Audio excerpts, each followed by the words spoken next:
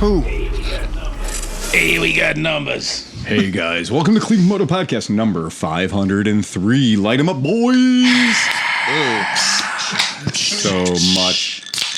I'm gone dry. Margaritas don't fizz, man. Right, I'm not joking. So today we have Oscar back in the house. Oscar! To my immediate left we have Sean Noel. and to his left we have Dan Krumke. and to his left we have Oscar? and to his left on the boards Steve Sleepy. and behind him is Johnny Mac. and to his left Speedy Pete. and in the corner. Chris Smith. Yeah, you're literally coming around third base right now. Yeah. One more Right. person and we have to get a special license. And tonight, catcher, Tom Pennington. Tom Pennington's behind the mound. And I'm behind all of the green. His band, this Oh, wait, collection. let's bring this up. Okay, hold on. There it is. Oh, wait, no, you can't see. Oh, it's the old thing. That's not there it. it is. When There it is. you there called it him is. catcher, was that a sports reference or a sexual reference? John, lean that Yes. way. Could go either way. Other way.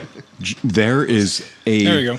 embarrassment of green colored liquor behind us right now. Sleepy, how did that happen? Well, I've never won anything in my entire life. And so we went, the rescue that rescued my dog Kaya, the Great Dane that we have, has a yearly fundraiser. They rescued her from you? Yes. No, she rescued And the me, chickens. Phil. I thought I was rescuing her. Yeah. Anyway, Rescued who? so we go and support the rescue, and so I get them Summit stuff and donations. Then they they do the thing and they raise money and they save dogs, and so they have all these prizes. So we're sitting there, and there's like 1,000 people there, right? For some reason, our table got the mojo. Oh, yeah. So it started on the other side. These two old ladies won 2 in a row. Okay, 2 like whatever they won, right? So I was like, well, our table's done because they won stuff. They won the trip to Cancun and the pair of matching jet exactly. skis. So I'm sitting there, and then Amy goes, holy shit, that's my number. And she jumps up, and she comes back with an entire set of golf supplies. Oh, she got a whole set of golf bats? Yeah, it's in my trunk. If anybody Nice. golfs, I'm going to hook you up. All right, yeah, all right. Yeah, we might divvy that up later. Well, okay, she won. None of us golfed. Useless, right? Right. I think there's a pair of socks I might steal out of there. Besides that, okay. They're comfy. So then B wins, and B gets a big thing of dog toys. And I'm like, well, holy shit, that's awesome. Yeah. And I'm like, I can't believe it. We are so fortunate. And within the time I'm thinking that, they call my fucking number.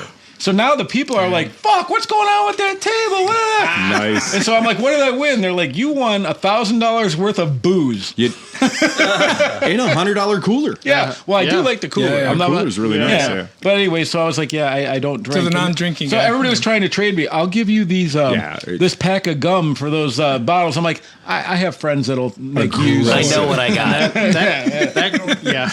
Aggressive bartering. That cooler will come in handy at Mid-Ohio for the ice. Yeah. Absolutely. Many, many years ago, we did one of those raffles for Oh, gosh. one of the Man down. Camera one of down. the local Catholic groups or whatever down. we were involved with. And the item that we donated was we donated a buddy scooter. See a little twisty. So we donated a 50cc buddy scooter that we just couldn't sell at the shop. Like this thing was not moving. And they came in and they said, well, we really want to have a scooter to be a premier product, a premier giveaway. And so I was like, yeah. And they're like, yeah, we want to get a Vespa. It's a big deal. It's like Italian church, the whole thing. We want to make sure we're giving away a really prime product. And I said, that's great.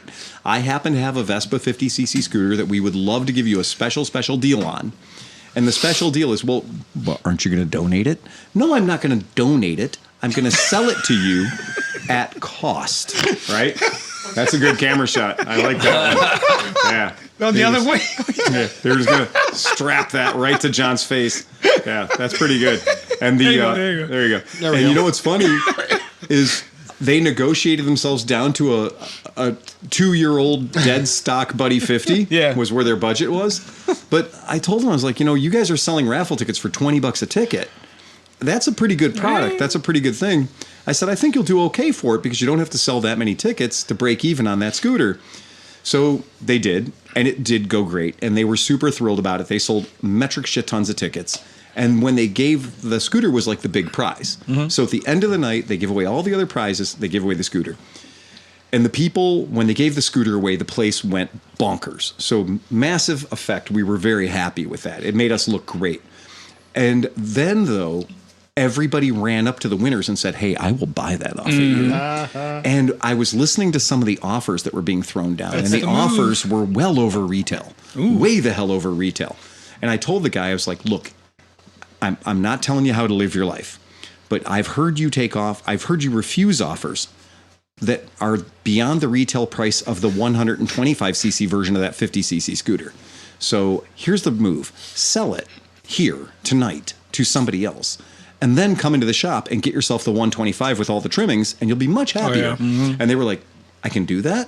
And I was like, yes, you can do that. This is America. That's a thing you can do. And they showed up at my shop 3 days later and were like, yep, we want the red one. And they literally turned their 50 into a 125 through the power of other people being sad that they missed out on it in the auction. It was great in the raffle. The art of the deal. It was truly the art of the deal. We were talking, as the podcast was we were getting fired up, we were talking about how people blow money racing. Like how expensive racing is. So just yesterday, we had this guy come into the shop. He's a very normal looking dude. When I describe the guy, you would not think this guy goes 200 plus miles an hour on a Hayabusa. Yeah. Because this guy's just a normal dude. This is Was he at the track that I was at today? Because there was a dude in a Hayabusa for whiskey grade Sean's clothing company in the area on a white turbo This guy's Hayabusa. got a super dark colored, naturally aspirated Hayabusa. No, this one was But turbo. he said so the reason he came into the shop was he was in an emergency situation because he needed brake pads. Oh. And so he showed up at the shop and he's like, Yeah, you do. I need brake pads now. And I went, well, I have a box of brake pads, but I'm going to tell you, we don't really speak Hayabusa here. He goes, good, because my brakes on the front of this bike are not Hayabusa brakes. I said, well, that's interesting. That's a 200 plus motorcycle you got there. He goes, yeah, we run down over 200. And I'm like, so what kind of brakes do you have? And he holds up these 50. little adorable 1.5 inch by 1.5 inch brake pads. And I went, I know what those are. And he goes, yeah. He goes, they're from it says it's a Grameca. And I said, yeah, those are Stella brakes. And he goes, what? And I said, those are Stella brake pads. And I go into my box of brake pads and I just fish out. And I'm not joking when I tell you these are slightly bigger than a postage stamp. Oh, yeah. Right? Oh, my word. These are super tiny. Oh, dude, the guy that today on the turbo boost are running 7.2 at 200, like 4 miles an hour or that's where something this like guy that. is. Yeah. Front rotor was that big. Yeah. It was a fucking bicycle. It looked like a mountain bike rotor on the front of the bike. I mean, I can promise you that the brake pads that this system is part of, these brake pads are the swept area on that rotor is very, very small. I mean, the diameter of the wheel is 10 inches. You're right? dealing with a 10-inch wheel. 10-inch wheel.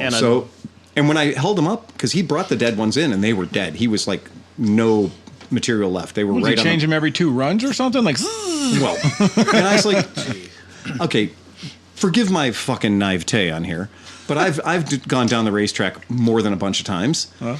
At the end of the racetrack, it's super important to stop. Right? Really? Yeah. Right? And he's like, yeah, in Norwalk especially, because it's kind of rough and you really want to have a lot of brake authority. And I'm like, what do you mean you want to have a lot? You don't want to go into the sand either. Yeah, for real. Like when the track's over, the race is over, and that shouldn't be your life's over too. Right? And I said, so you're using these wee little bitty tiny brake pads to stop a 400-pound motorcycle that's going over 200 miles an hour. yeah. And I'm like, it seems like a bad equation. What can go wrong? I said, I think that I would want to have a lot more than these 2 little brake pads and this one little tiny caliber and that weight. one little tiny rotor. That's what weight. he said. Yeah. He goes, no, it's too heavy. Yeah. And I went, at what price? And I looked at the guy and he was carrying about 60 extra pounds. Well, that's where they have to find the weight. Right. And Most of these guys aren't light. Right. And I looked at this dude and this guy was 60 pounds overweight. And I'm like, this is your bike. You're piloting this. And he's like, yeah. He goes, every pound counts.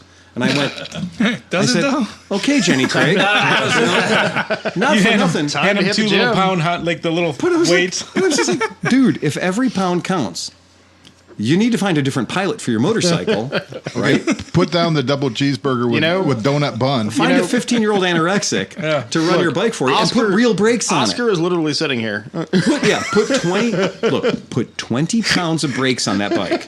Well, that's what. So that you can stop. So this Larry Nance showed up today at the track. So I was at the track. We had a Summit Racing Employee Day. I've heard that name. So Larry Nance is a Cavs player. He's 7'4", and he's into drag racing, right? Okay. And I'm like, well, how? Right. And then he likes to wrench on him. He exactly does what you just said. He hires a guy to drive the car. Yeah. That's because, dude, you know how dragsters are pretty low to the ground? Yeah. It was at his kneecap. Well, yeah. Like he's trying to talk to the driver, and he's standing next to him, and his kneecaps are staring at him in the face. It was. You ever Come up here and talk to me. you ever seen horse jockeys? Yeah. I mean, there's literally a contest to throw them. Right. Yeah. It was so funny, but I was and I sold him the brake pads, and when I showed him the bike that the brake pads came off of, I said, I just have to show you these brake pads were designed to stop that bike.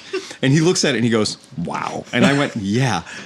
That's a bike with 11 horsepower on its best day. Yeah. Top speed 60 when it's screaming. Single piston. Single piston, exactly. And I'm like, so this is What's stopping. a PX 150? What he didn't tell you was though that Yeah, it was, literally it was the PX cable 150. activated. I'm He sure took it was off the cable. hydraulic part. Well, that's, you know, There's too much weight. No doubt in my mind. Because it was that's the cable 19 millimeter Vespa PX conversion is the cable actuated to the hydraulic cylinder. Look, I would just the good news was I told him, I said, well, the good news is I don't know how long it took you to burn through these pads, but anytime you need more, I got a box of them. Oh, absolutely. Right? And he was like, well, how expensive are they? And I said, expensive? They're like $18. Yeah. Right. And he goes, really? They're $18? And I said, yeah, they're $18, man. $18. Go have fun. And he goes, oh, he said, I thought that because this was an exotic Italian braking system. And I'm like, this is not even an exotic Indian braking system. Right. Right. We can sell you the Prima version or the EBC. Which I one sold do him you the want? EBCs, man, and he was totally happy with the EBCs. And what he had on it originally were Ferrotos. Oh, God. So he had Ferrotos So, yeah. on it from the factory. I gave him the EBCs, and I was like, this is an upgrade. And it was funny because he was just like, he goes, well, I said, so is there a company that you bought those from? Like, did you buy your calipers? Did you buy your brakes? He goes, yeah, they're really fucking expensive. And I was like, they really fucking shouldn't be. Yeah, right. And when I showed him the brakes on the front of a Stella, he goes, yeah, that's exactly what I'm running. And I'm like, wow. You can literally buy a whole Stella, take the brake system off Yeah, of it, yeah. and then give it to us, Give and it, sell it to somebody else. we will exchange brake pads for your entire bike. I will give you a lifetime supply of brake pads since you're throwing away the rest of the bike. Clearly.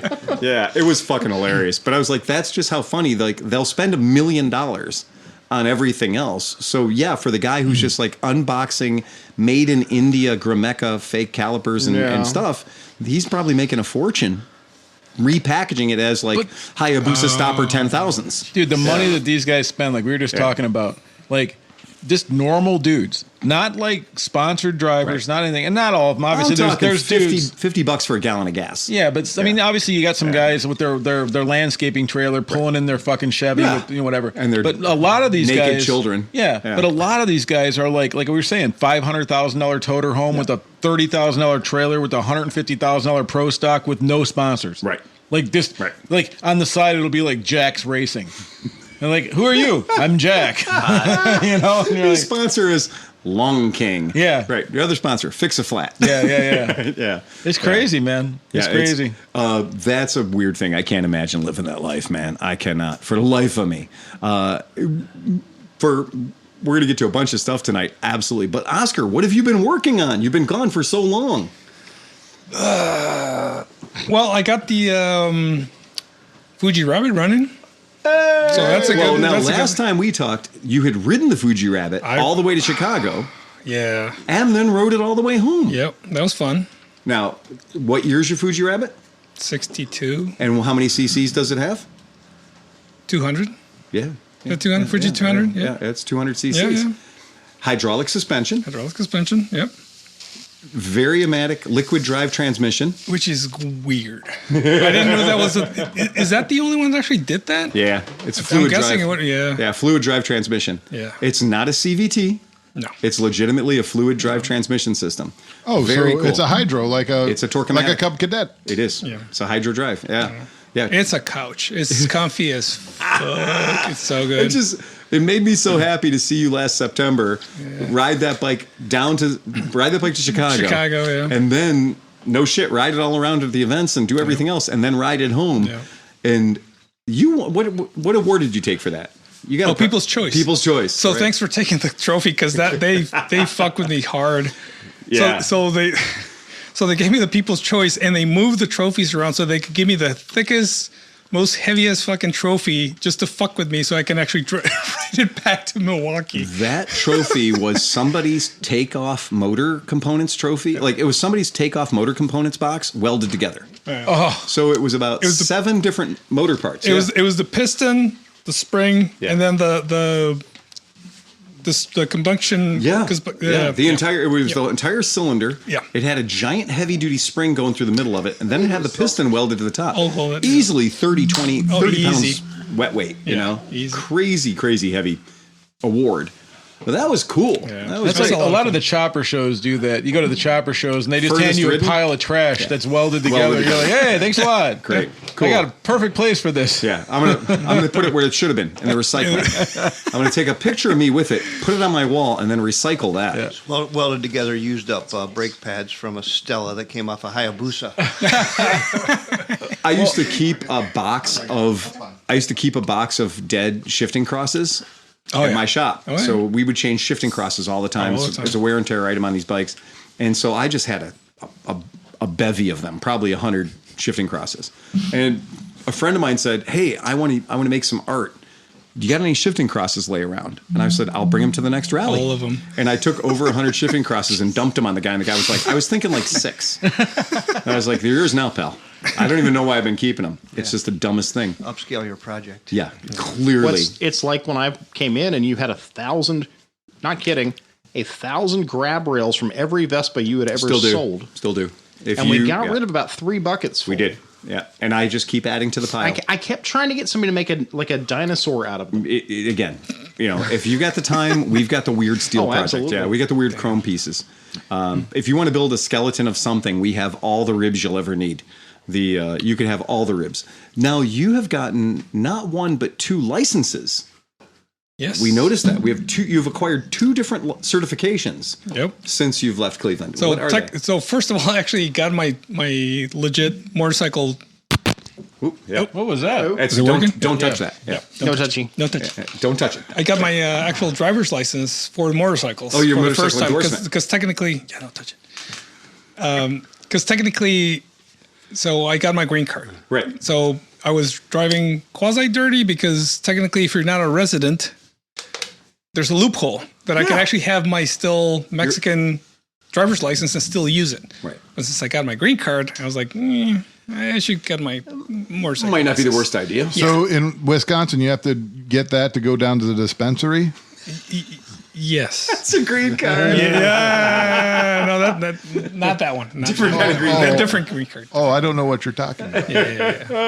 Yeah, and I just recently got my ham radio license as well. So Last time we were hanging out, 73s, I gave him a Baofeng. What's your call sign? KE9 DGA, All right. Good man. Kilo Echo Kiko Echo 9, Niner yeah, Delta Golf, Juliet yeah, Alpha. Golf Yeah. Alpha, yeah. Or Delta Golf, Golf Alpha. Alpha, Yeah. So Go Delta Golf Alpha. part of Summit Racing, the other half, a small section of it is called DX Engineering. It's our ham radio division. Because you didn't have enough old man shit. why Right. But what I was about to say is like Oscar is falling into a world Oh my that God. like you think it's bad when you pull up to a gas station with your 72 fucking CB 550 or whatever. This is beyond that. Yeah. And it's so bizarre. So like as a professional videographer, when we set up for live streams and stuff, we make it look like a news show, know, to do it. Yeah. So we set up for DX Engineering and the guy sees the monitor. He goes, "Oh no." We're like, "What?" He goes, "I just want to see the radios. Can we just be little heads in the corner?" Oh my God. Just a fucking radio pervert. Dude, it's Yeah. So now the problem is when he goes anywhere and he's riding a vintage bike and he's got his official ham radio operator's license plate because they have those. Vanity plates. Oh, yeah. vanity You got a plates for vanity ham place radio. for Can it. you just video the sound coming out of the radio? Yep. No, but listen to this shit, dude. Just give me just nothing but the oscilloscope. All I want to see is the Oh, feed. yeah. I want to know if he Yeah. gets to this. So we just visited a dude and we did a video of this guy. He had 17 stations in his control room. Sure. Each station had multiple antennas that were rotatable, controllable, raisable, lowerable, all from controls in the basement. So at one point we're filming him and he's like dialing this dude in Russia. Yeah. that's, you know, like he's like he hates what's antenna. going on in Yep. Russia. This dude's living in the middle of like Siberia somewhere, like in a station. And he's getting this guy, and they're talking, and he's translating because the dude speaks Russian and hardly any English, and it was fucking amazing. But he's sitting there in this, we're underground in this dude's basement. Of course, and you it's are. like it's like going. And then like his mom brought you down some Hot Pockets. Well, he was 70. He was 78, so I don't know if his mom would legitimately be able to do that. His mom brought him Hot Pockets for 50 years. Still going. But it's going like. So he grabs this knob and he's like turning it. And I'm like, what are you doing? He's like, oh, I'm turning the antenna that's at the 150-foot fucking antenna in my backyard that he had to get a blinking light for so airplanes don't hit it. All for his little fucking ham radio hobby. These guys get serious, man. And they get super excited when they're like, I'm bouncing this off the stratosphere and talking to somebody in Uzbekistan right now. And dude, I'm some like, of those, no, you're talking to a guy at the end of your street who's fucking pulling your leg. Yeah, maybe. But some of those head units are like $8,000 and stuff. It's insane, man. And I already found the website, so you can actually talk to the International Space The Station. ISS. Right. Yeah. That's The guy at work was like he had, I think, a ham radio in his truck, and he was that guy who had like this mast, Oh, yeah. off the bumper. I'm like, that's better be like just under 13 foot 2 inches or something like just. This was in Cleveland? Yeah. The black guy? No. Oh, usually are, right? Yeah, but that's a huge thing in that community. When you get downtown. Already got the antenna for the car. I There you didn't go. stick it in there. The magnetic ones are just like, and they run the cable through. And also considering that your car is a gold-colored I know. RAV4 that should just have come with handicap plates. Oh, dude, if I park my Dodge next to your RAV4, people we'd get free ARP shit everywhere, dude. You didn't even have one, and somebody stuck a handicap placard on your car. You left one. this at home. Sorry. Yeah. ARP- I got you, fam. The ARP wagon just shows up. You pull up in front of a Walmart and people are getting out of your way so you can park in handicap spots. Dude, you show up with old man gold posse of cars, you're in, dude. Oh, look, Denny's. Let's go to Denny's. You pull into McDonald's and they have the free coffee waiting for you. Oh, yeah. Danny's. The only good part, too, is that you never get pulled over, ever. Yeah. They're like, that guy's 90. Amateur radio license plate. The cop does not. That is toxic to a cop. He's like, I'm not going to pull that guy over. He's just going to bend my ear. Oh, God. Oh, what kind of system you got in the trunk? Got a Motorola? Got an 800 system back there? I started look going at to Big Boy over the weekend. Yeah. Oh, look at that lidar. That lidar is totally like 10% dead, 10% inefficient. So you've got your ham license. This started because I went. It's your fault. I'm You a- started this shit. So I'm like I'm a super casual prepper. So I'm a super casual prepper, like not boo, like I'm not a boog guy. I'm just kind of a light duty prepper. And I was like, oh, you know what? I'm gonna get a couple of Baofeng Chinese radios. So just in case something weird happens, I can talk to Merritt from the shop. Yeah. You know, line of sight, pretty much. Nothing fancy. I just want to be able to have a super duper backup to have a relatively simple communication system. So I'm like, yeah, I'll get a couple of Baofengs. That'll be fine. And then I got the Baofengs and I read the owner's manual and I became more confused than I was before I owned the Baofengs. I actually went backwards. So I was like, I know less about radios than I did when I started. So Oscar showed up at my house one day and I was like, oh my God, Oscar's the perfect guy. Giving Oscar a piece of electronic technology is like essentially giving a cat access to an unlimited supply of catnip. Oh, no. I handed him the radio and the battery pack and I was like, here, enjoy this, play with it, have fun with it. And Oscar was like, really? And I'm like, yes. Because what I knew would happen was he would do exactly what he's doing. Yeah. He would do exactly what he's doing. And then once he's mastered it, he'll give me all the cheat codes. Already flashed like new firmware and just custom. So this is my point. Yeah. The best training I did, rather than me taking a course and learning how to use it, is to just buy one for him, give him one of figure mine, it out. and then at some point we can sit down and he can give me a 1 hour block of instruction, and I'll know how to use the thing I bought without putting any time into it. Oscar? We're going to use it over the weekend. I already have. Oh, you already have stuff figured it out? Oh, yeah. Oh, we'll boy. figure it. Yeah. So I think that's hilarious. And so then what's your other license you got? Oh, for the quadcopter, I'm actually quasi licensed to actually. So who at fly this it around. table has a license to fly a drone? I have a license to kill gophers.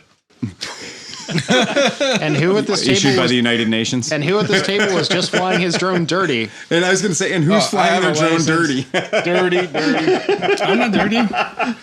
You're commercial dirty. Commercial dirty. Yeah. I'm not commercial. Yeah, I'm commercial. Cool. He's commercial. I don't need a license. It's 249 grams. I'm 1 gram That's away. true. That's true. But you do have to register with the You FAA. still have, Speaking of if it's that, on the 250, you don't. why did the Irish guy only eat 239 beans? One more and he'd have been too farty. Too far? Nice. Oh, that's good. That's good. Yeah, it is funny now that. So now we should have the ClevelandMoto Drone Club now because there's. hell Oh no! This year at Mid Ohio, we can actually drone race. Yes, I we was the can. only one Oh, last yeah. time. Now we can roll. Now we can roll. Yeah. Yeah, exactly. Right. And Nick is drone getting into barrel it again. racing. Oh, dude, drone barrel racing at Mid Ohio. This is going to turn into pod racing scene. Fuck yeah, dude. Hell yeah. This And is fuck worth them, the- they can't tell us not to because when they come by, we just go up. Right. Going to the trees. Where'd they go? They were raptured up. They just disappeared. Yeah, they went away. Nice. Yeah. And John, it is remarkably quiet. Like, that's all I'll say is the Checking in from Switzerland. Grumpy Damn. Sewer. Guten Tag. Hey, so we have, I'm going to read this. Perry Descartes, Grumpy Sewer Guy Fan Club, European headquarters, checking in from Switzerland, Jeez. Schweiz, at 2:25 a.m. He's Yeah. just staying up to hang out with us. Guten Morgen. Grumpy Yeah, Sewer appreciate Guy, it. Grumpy Have Sewer Guy another is one. literally the only person that didn't show up for tonight's I podcast. know. Welcome to Armed Forces Radio Europe. It's 2:25 a.m. in Central Europe. Calling in from At the CH. sound of the bell, it'll be 2:25 in Central Europe. Nice. Yeah. Actually, I lived in Switzerland for like a month and a half for work. You did? Yeah, in Solothurn. Oh, that's very Super cool. nice. Love that place. Again, CH for life, man. It's all good. got the little European license I know, sticker yeah. plate. Yeah. I Did you wanted do to- any banking? No, I wanted to steal one of those plates, and they were like, "Don't do it." No, you don't steal that. Yeah. Well, I was gonna borrow it and Yeah. just fly out with it, and they were like, "No, if they catch you with the plates, I- no, not a good thing." I bought one in East Germany, a metal one. Like Yeah, you know, they're the slim super. Yeah, I bought a metal oval D plate one of my trips over there. And, you know, they have these vendors selling stuff to GIs and everything else before the wall came down. And I paid an obscenely small amount of money for it by the time you switched in, you know, American dollars into Deutschmarks into Ostmarks, right? So by the time you did two conversions, it was like negative 38 cents for me to get this license plate. And I bought this for this little shield, right? This little number shield thing. And I bought this D shield, put it on the, you know, in my bag, and I was bringing it back, and they didn't have a problem. I had a pair of Zeiss like binoculars. I had a blanket. I had all the things you're allowed to buy. How about an air rifle? Air rifle. I should have bought an air rifle. God damn it. I missed out on the air How rifle. about the binoculars too? I got the binoculars, Yeah. and I still have them. Because the problem is we change the money going in, but you can't bring the money back out again. So you got to spend it all while you're there. So the guys that have the stalls real close to Checkpoint Charlie, they're making bank. Perry Descartes, yes, Solothurn is like 10 miles from me. Nice. So nice. Yeah. So what is that in cheese units? Yeah, no. Yeah, they have a massive armory there. Oh, so good. Oh, they do? Oh, yeah. Solothurn that's has a massive big armory? museum. Yep. Oh, that's World War fun. II. It's like, Is that the one where you can shoot over the Autobahn? Like you can shoot over the... I wish. One of those ranges in Switzerland, you're actually shooting over the freeway. Nice. But when I got all that cool shit, and the only thing they gave me static about when I came back across the border was that freaking number shield. And they're like, no, you can't buy these. And I said, what do you mean you can't buy it? And they're like, those are East German government property. I went, no, you know, it just is a fucking piece of, it's a metal plate with the letter D on it, dude. There's no numbers on it. It's not registered anything. And he goes, no, those are made by the East German government. Those are the East German government property, and you have to turn them in. And I went, I bought it from... It's going to cost you 38 cents. I bought it from the equivalent of an East German hillbilly, right? At a, you know, in a little pop-up shop, right? nice. And I said, well, can I pay a duty or a tariff on it or anything like that? And they're like, absolutely not. You can't take that. That's a crime. You can go to jail for that shit. Hill Dietrich. And I was kind of like, all right. So I was like, yeah, okay, just take it. And the guy was like, well, no, you don't understand. I can't just take it. I can't take it. I can't have that property. Oh. And then I realized when he said he couldn't take it, that what he really wanted was money. And I realized that this is how he supplements his paltry income. And so I said, so I'm not allowed to have it. And you're not allowed to have it. so what is it going to cost me to make this disappear? Yeah. Right? Wink, wink. And he nudge, goes, nudge. 38 cents. and he was like, well, how much money? Because you're not allowed to leave East Germany with any East German money. Yeah. So Give me you all have of to spend it all down or give it away because you're not allowed to take any out of it. And he goes, well, are you leaving East Germany with any Deutsch, Ostmarks? Oh, that's a scam to get everybody's last of their loot. And I was like, no, I'm not. And he goes, no, really, are you? Because we all keep some. Yeah, It's a souvenir. all the coins and stuff. Yeah, I have all the stuff. You got, and you keep coins Oh, everywhere we fuck, go. fuck. Yeah, right. So I was like, so I had a pocket full of shrapnel or whatever, whatever you Love got. that Natasha Bedingfield song. And so I'm like, okay. I was just like, okay, screw it. So I just reached into my pocket, grabbed a handful of Kleingeld, and I'm like, this is what I got. And the guy goes, you have any American money? Very quietly. And I went, Greenbacks, baby. $10. And he goes, and I gave him a $10 bill. And Doug Henning can't pull magic off the way this guy did. You never saw his hands move. I pulled $10 out of my pocket, and before it cleared oxygen, he had it. It was gone. It just evaporated. And he goes, put that in your bag and don't say anything about it. And I put the little sign. And I put that thing on 9 cars that I had while I lived in Germany. Hell yeah. To have that DDR, to have a DDR plate was so cool. So 5 minutes later, he goes, I start my own hotel. Best scene from Euro Trip. Nice. Absolutely. That was pretty good. That was rad. Has anybody been keeping an eye on the giant mountains of money that are being burned in the motorcycle industry now? Oh, God. It is to the point of being criminally stupid how many billionaires have decided to just lose shit tons of money on thanks, Jovi. How many people have decided to just burn money? It's the wealthy people. I could watch billionaires lose money all day. Tanuki's up. Everybody drink. When you see the Tanuki, Tanuki-san in the corner, you got to drink. That's the new playing at home drinking game. When the little Tanuki shows up, you got to drink. It's a good. I like that game. That's awesome. And we don't have to listen to Tom say "to be fair" anymore. No, to be fair. Tanuki's No, just replaced. Oh man, yeah. Hit me with one of those. Oh yeah, bring one of those. Ooh. No touchy. Stop that. Don't touch it. Dude, that's disrespectful, That's the sound it makes when you hit Oscar's nipples with electricity. It wouldn't be the first time. Oh, Jeebus. Yeah. Oh, Jose Cuervo, you are a friend of mine. Oh, yeah. All right. Margarita That's mix. actually a pretty good margarita. Margarita bottle. We got ice. That is an emergency margarita, my We friend. got ice. You Hell want yeah. it? No, I There's don't need something on ice. NPR, and they were talking about the town of tequila and Jose Cuervo. And Been there. Yeah, I've been it's there. Kind of interesting. I didn't Tequila. realize there was a town of tequila. Yeah. Did you know there's a tequila train? Ooh, I'm listening. Oh, and they do sing-alongs. They have live entertainment, and you get to taste all kinds of tequila. And there's a vomitorium on every car. I watched a video. One of the guys I watch who loves trains, Downey Live. That's a plug for Downey Live, by the way. The Jose Cuervo train, you go on it, and from 7 o'clock in the morning until like 7 p.m., you just never stop drinking. Damn. And they just keep bringing you food and bringing you tequila, and more mariachis show up, and people just sing louder and louder Jesus, and louder. can I retire there? Like And on the train? you make lifetime friends on a train that doesn't go anywhere. It's like Snowpiercer, but it doesn't suck. Right. Or does it? Nobody's getting their arm frozen and broken off. Yeah, man.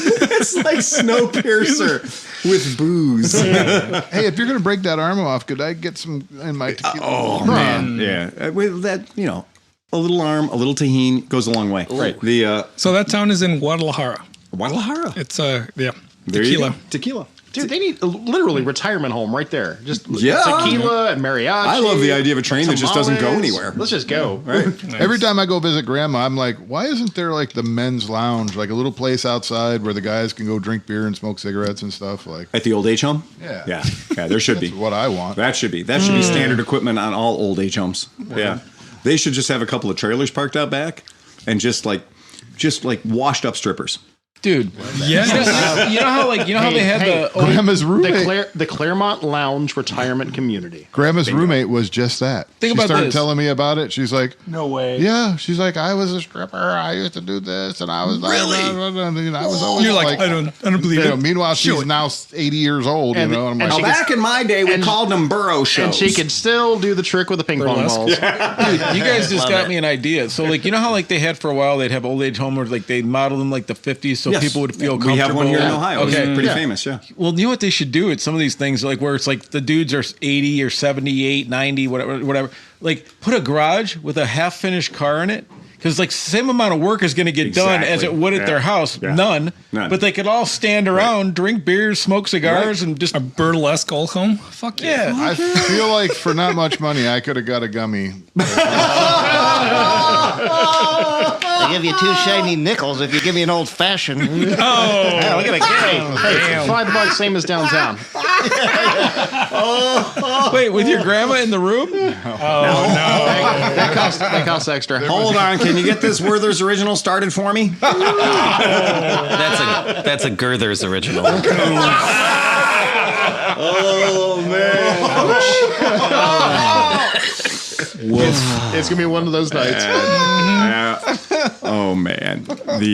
When next time you see Kevin Moore, ask him to tell you the chocolate covered peanut joke, and I'll leave it at that. Most people listening to this table have heard it, but that's enough said. But so I didn't even know this. Apparently, if you read the news, well, not all the news, but if you read the motorcycle news, you'll know that our government, the government where our taxes go, that place, Eventually. that place just gave Livewire, and it's very difficult to determine what day of the week it is, whether Livewire is its own entity or if it is Harley-Davidson. They tend to blur that line when it's convenient for them. So apparently we just gave our government, well, me and you, the taxpayers, Oscar pays tax too, so he's there. He's paying tax, but he's not getting any Social Security. legit. No. So he has the least return for any of us. Apparently, they just gave $89 million to Harley-Davidson for their electric vehicle program. So is this again, or is this? Hold on, it gets better. Like 5 more on the road. Yeah, right? Okay, so here's What a bargain. this is where it gets weird. Going back to, and I used to watch this very carefully because I sold Zero electric motorcycles, and the day that Zero launched its SRF program, and I had already been selling electric motorcycles for 10 years, Harley launched its Harley-Davidson Livewire motorcycle. And so we were there when that happened. We were actually at the dealer training. We were there at the launch of the motorcycle when Harley-Davidson launched their motorcycle at the same time. And the internet stopped working that day because everybody was like, look, news about motorcycles. I did not know this. The SPAC. Do you guys know what a SPAC is? I do not. So a SPAC is what happens when you're going to do an IPO for your company, but when you don't have all the credentials and the money to do an actual initial public offering. So when you're going to do an IPO and you're like, we have this great idea, we have this company, we're going to now get shareholders for this company. But the company hasn't been formed yet. We just have an idea. That's a fantasy company. Like a GoFundMe. It is a GoFundMe. You're exactly right. We have the concept of an idea of a company. And if you can generally have the idea of like a future blank check, basically, right? We have an idea. We're going to come up with something. We would like a blank check to do it with. So a SPAC will be formed, and a SPAC will be a bunch of investors that say, this is an idea we have. Once we have enough money, then we're going to facilitate this idea. So we're doing the cart before the horse. So we literally are going to get a bunch of investors that are going to trust us that we are going to do something really super cool with their money. Yeah, just because they're nice, though, they don't expect anything in return. They expect nothing in return. They're only going to keep 74% of it. Okay, right. So here's the way it worked. They did a SPAC for Harley-Davidson Livewire, got $1.7 billion. That's $1,700 million. Wow. Okay? On spec, basically. On the, hey, we're going to do something awesome. They got $1.7 billion. And do you know what they did with that money? They dumped it all into Livewire.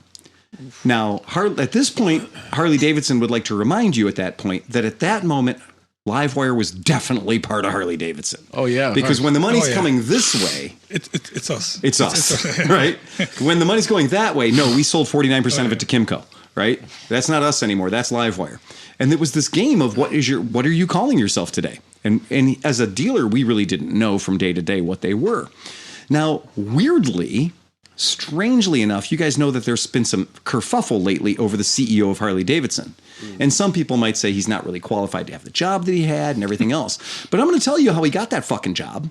It's called $1.7 billion. That's how he got that job. Whether or not he's qualified to run a tennis shoe company, his last adventure that he did, he is damn sure qualified to get $1.7 billion worth of investments for the company. And that makes you the CEO. Yay. Okay. Now, Jochen Zeitz pulls this shit off. He's going to be this is back in 2021. That makes him the chairman of Livewire for 2 years following the completion of the deal. And he said that they were going to sell 100,961 electric bikes by 2026. Everybody check your watches. It is 2025. And a half. And guess how many bikes they've sold? 7. 14. Okay. Yay. Guess how many All right. I've seen actually in Milwaukee, and I'm not even 5 minutes from the actual Milwaukee Museum. Museum for Harley-Davidson. I'm really close. My office is like not even 5 minutes away from it. Very close to Juneau How many Street. times I've seen a live Electrics. one? Yeah. They will not acknowledge the existence of that bike. If you have one, try getting warranty work at your local Harley dealer. They will deny the existence of it. They have, I think, 1, maybe 2 Livewire dealerships, and they're like, take your bike to California, take your bike to Florida. Outside of Milwaukee. Right. They're not in my Because I've never seen one. All right. So 4 years later, March of 2024, they sold 117 in 2024. And that, 1,000? right. And So- and 5 of them were to Disney to use the MCU. Wait, no, those were donated. Right. And including that motorcycle was in a Marvel movie. Yeah. Black Widow rode Oh, yeah. one. Oh, right? shit, So you're Black right. Widow rode a Harley-Davidson Absolutely. Livewire. So with all the power of Disney and Scarlett Johansson's crotch, they couldn't sell more than 117 of those things in 2024. Pretty powerful. Okay. You and McGregor couldn't sell them. No. Yeah, and again, after watching that Tierra del Fuego it was supposed to be Tierra del Fuego to Seattle, Washington, and they gave up in Los Angeles because they just had too much shit fuckery. Now, here's the trick. Again, after that failure, in July of 2024, their numbers were not 100,000. Their numbers were 600. Okay? Great. Give them more money. Yeah, that's what you do. You fail up super hard. The government is kicking in $89 million. Okay. Here's the numbers. It took me more than a minute to find this because nobody wants to admit to this failure. So in the 6 years that they've been selling motorcycles, Harley-Davidson has sold, and I shits thou not, 2,350 motorcycles, electric motorcycles. Okay. In 2000, and I remember this data when it came out, they claimed to have sold 1,648 bikes in their first year, and all the guys of us that were zero electric dealers were like, no, that number's not right. We know that number's not right. And then they did an audit, and they went, oops. We published that we sold 1,648 bikes in our first year. We actually sold 390. Yeah, because they had a recall, and you were like, yeah, the numbers don't add up. When you have a recall of 100% of the units you sold, and you only do 390 recalls, that tells me how many units you sold. Yeah, So I remember it took that. us this long for your lie to come home. So when you failed already, remember you said you were going to sell 100,000 of them in 6 years, and you didn't even do the lie of the 1,600. You only sold 390. Oh, God. So now I actually broke it down to the fucking numbers because I'm an asshole. Okay, so I'm an asshole, and I actually went and got every fucking one. So in Harley-Davidson's very best year, the best year of bikes that they ever sold, they sold 660 bikes in 2023 because they had just launched the new S2, the Mulholland, the lighter, cheaper, friendlier Harley-Davidson bike that wasn't, and I'm not making this up, guys, the first Harley-Davidson Livewire was $32,000. Damn. And all the zero dealers went, Good luck with that shit. That's awesome because ours is $12,000 less and goes faster and has a better range and has more stuff and is made in America. You know what else is $32,000? 6 of any normal motorcycle. Or a Panigale, like a fucking V4. Right. As the special edition. So then they drop the price $10,000, which if you can drop the price on what you're selling by $10,000, that tells me you were charging $10,000 too much to start with, right? Yeah. So they dropped the price $10K and they brought out a cheaper version of it, and they still only sold 660 bikes. Now, they just got, and this is what hurts too, is that year they got a loan. Remember, they're not Harley, but they got a loan from Harley for $100 million. Congratulations, you sold 660 bikes. Here's $100 million. And what that did was that cleared Harley-Davidson's books of $100 million worth of profit. The tax guys love that. Oh, yeah. Okay. You just made a donation to that other part of your company that's not doing so well. So now you're not going to pay tax on that. Yay. Marshall Thompson says, Marshall man, I'm Thompson. trying to cure cancer. Can I get some of that sweet taxpayer money? yes. I don't even need 89 I'm sorry we million. actually cut the funding to NIH, so we don't have any money for you. And that's right. So for the listeners at home, our friend Marshall Thompson says, look, he's legitimately trying to cure cancer. He could do a lot of money with $89 million. But my friends, it gets worse. Oh, no. When I figured out the money, the $89 million government grant, the $1.7 billion initial financing in the SPAC, and the $100 million loan from Harley-Davidson, based on the current number of units sold, 2,350, that means that every single Harley-Davidson electric motorcycle, a Livewire or an S2 Mulholland, is worth $808,000. So if you have a Harley-Davidson Livewire, your motorcycle cost some person an aggregate of $808,510. Pretty good trade-in amount. That is fucking great right there. I'm telling you, my friend, you spent $22,000 and you got $808,000 worth of R&D, development, marketing, everything else. Now, Wonder what they'll be able to sell it for tomorrow. well, they're going for about $808 million. No. They're going for about $7,000 each. Yeah. Really? And nobody will work on them. And they're having minor firmware problems. Has anybody ever seen one in the wild? Yeah, I've ridden I a bunch haven't. of them. Yeah. Yeah. But like Yeah. this, like, but at an event or just I've- down the I've- road? I mean, like, Actually, recently, I'm saying when we like were in just on the Anaheim- road, like Yeah, when like I'm riding down the road in the park, and yeah. there's a one of my Livewire. customers in town has one. When I was in Okay. Anaheim 2 weeks ago, I saw one in and traffic. they're on Really? the list. Wow. Yeah. Okay. On the West Coast. I've not seen one. Well, I've never seen one. Here's what you can know. What did we say? There sure are a lot of Chinese people in this college. Yeah, yeah. We say And that. they said, well, if there's 35 Chinese people in your college, There's 1.8 billion Chinese people, so it's not that many. That's not that many Chinese people in your Yeah. college. So if there's only 2,350 Livewire motorcycles on the road, and we know that probably not a lot of those are in Cleveland, Ohio. Like I said, I know the only guy in the Cleveland area who actually owns one. Wasn't he on the DGR Yeah, they- the 1 year or whatever? They, yeah. they brought it over to the shop. Yeah, they brought it over to the shop, Yeah, I and remember I've done seeing some. it. I've done Did he some have the stuff rumble for him. seat? I think that's the only one. I touch it. No touchy. It's okay. It's okay. But now here's Show us the, on the microphone where you touched it. now, guys. I want to let you know though that all that money is finally coming home. I want you guys to feel good about this When conversation. you say home, what are you talking about? to the consumers, right? To remember that $1.7 billion, that $100 million loan. I'm a consumer. That $89 million government from you guys. That's all from you taxpayers. That's taxpayers, right? So it's all finally coming home. I'm very happy to announce as a shareholder, I just had my shareholder meeting.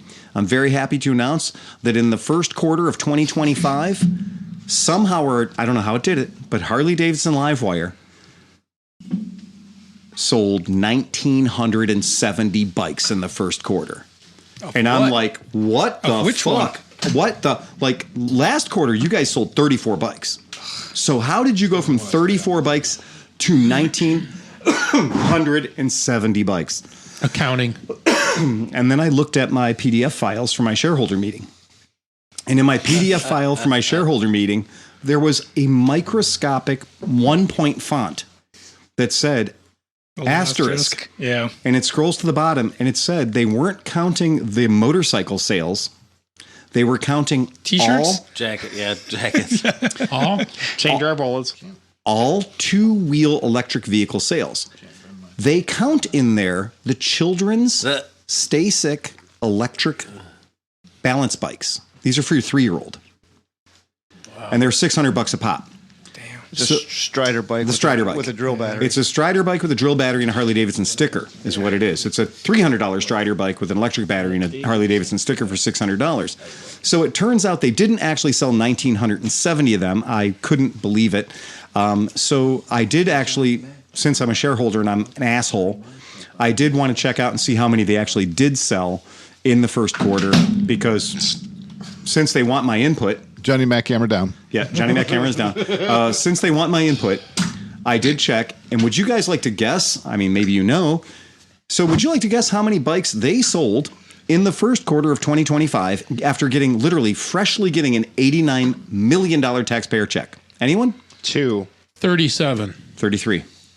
33. Wow. Now, I want to remind you all. There's 5 on order. I want to remind you all that ClevelandMoto sold more bikes than that in the first quarter. Okay? Wow. So a shitty little dealership in Cleveland sold more bikes in the first quarter than all of Harley-Davidson in their electric vehicles division sold in their first quarter, and they just got an $89 million grant. So I think that based on that performance, I need an $80 million grant. Well, yeah. It would be interesting to see what their trading value of a Livewire is. How much do they think it would be? I don't know what they think it's worth, but I can promise you right now that our local Harley-Davidson dealership has one listed, and they have that bike listed with 1,200 miles on it. It's 3 years old, and they have it listed for $7,500. Wow. And I can also tell you the owner of that Harley-Davidson dealership, which by the dealer guidelines of Harley-Davidson was required to put a level 2 charger on the wall of his building to support that Livewire project, and he very much did not want to do that. This Livewire project cost a lot of dealers a lot of money to have the infrastructure in their place and the training in their place to service these, and a lot of American Harley-Davidson dealers flat out refused to do it and said, you know what, you can come and pick up all these bikes. I'm not going to do it. So they probably traded in for like $5,000? Oh, way less than that. Wow. Yeah, I know the dealer in question. Fuck. Yeah, they traded in for a lot less than that. And they probably got it. They probably put 1,300 miles on it, and now they want a bike that goes boom, boom, boom, boom, boom. Yeah. It is insane. But it's kind of like that with most electric vehicles. Like you see all the people with the Teslas, they're trying to trade them in, and like they have this like S model, and they're like, "What do they offer you? $18,000." Well, but that's a $30,000 bike going down to like less than $5,000. The S model is a $65,000 car down to $18,000. Right. Jeez. The point is, in less than 3 years, your value has dropped by over 80 to 85%, and you can't buy a car that does that. Right? So Your battery's depleted. yes, your wallet right. and your wallet is depleted. And how about are you financing that cocksucker? Most likely. Right? What are you paying for insurance? You've been paying full coverage on that thing And because the thing you're financing is, it. most finance like things, they're usually 5 years now, right? So like if it's a 3 years, Harley does 80 months. oh, So Oof. yeah. Do the math on that one. you know, it goes back to like I remember the wheelie days when I was doing the Rider for Life thing. Like kids would watch all of us, and they'd go out and buy a brand new bike on a credit card or on a loan payment, and then wreck it 4 seconds later. And then they were paying their $800 a month with their crash. I used to work at Krieger Forever. Oh yeah. and people that didn't have good credit, we would lease them. Oh. So if you had a 400 credit score, Ouch. you would just sign a lease. And you ever heard the phrase due on signing? Oh yeah. It's only a $200 a month lease with $4,000 due on signing. And that's how we were selling Hayabusas. We were selling Hayabusas with $4K, $5K due on signing for a 2-year-old pre-owned Hayabusa that may or may not have been already crashed once and gone through our service department and been uncrashed, right? I'd like to see their insurance premiums too. Oh my God. Oh, no. So, and a lot of insurance companies are really scared of doing electric vehicles. So they're not cool with electric vehicles yet. They don't know how it works. Oh my God. The Johnny Mac, the brownie cam. You want some brown in you? Oh my Moist. God. Yeah. That is Chewy. delicious. Oh my God. We got some brown for That you. is definitely, that right there, that's a short. Yeah. That's a perfect short right there. Mark that one. Stick a pin in that fucker. Yeah. Very, very cool. He likes the brown. So now I got a question. I'm curious what happened in the driveway today because Sean bought a brand new fancy Honda Fast and the Furious car. Hell yeah. But today he showed up in a also orange Fast and the Furious car. Yeah. What's going on, Sean? Oh, well, okay. So the Fiesta, it's a Fiesta ST. It's my 2018. Yeah. I've had that. I know. I bought it new, but Yeah. I bought the Civic to replace it, and it is now for sale. Nice. Yes, indeed. And it's just it looks like a brand new car. It's good. super clean. Oh yeah, Marshall Tom says you usually have to pay extra for this. Yeah. To get the FPV view of John sticking brown things in his mouth. Now, does your orange car have the first- NOS? The first one's free. No. It is completely unfucked. It's NOS free? NOS free, It yeah. is factory fresh. I'm not sure anybody You believes did that take off statement, the Sean. graphic on the side. The Yeah, big, I know. Took off it. Hey, you got ass pilsner. Nice. Dan's got some ass pilsner. Exciting. Well, so if anybody's looking for, what is it, a Fiesta? Oh yeah, it's a 2018 Ford Fiesta ST, and it has everything that you can stuff in it. It was the utmost model, and it's orange. Yes, trust And me, you if insist I it's could still unfucked. trust me, if I could stuff it in, I stuffed it in. It's the Fiesta ST. Yeah. Up the butt It edition. looks very fancy.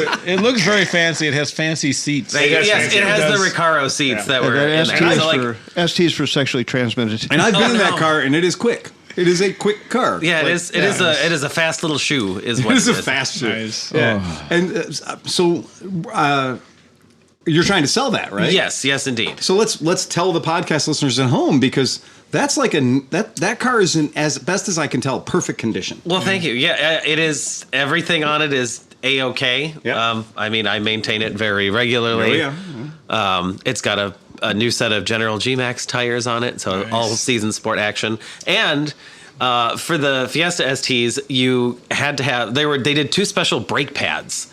So if you bought the car with summer tires, you got these like hardcore brake pads that were really, really bitey and also dusty as fuck. Right. But because I have the performance all season tires on it, it's got a slightly gentler pad that is no less like good. It's just great. It's a little bit less absorbent. Yeah. Yeah. Yes. Cam Block edition. Yes. They're off of Stella. But it's For light days.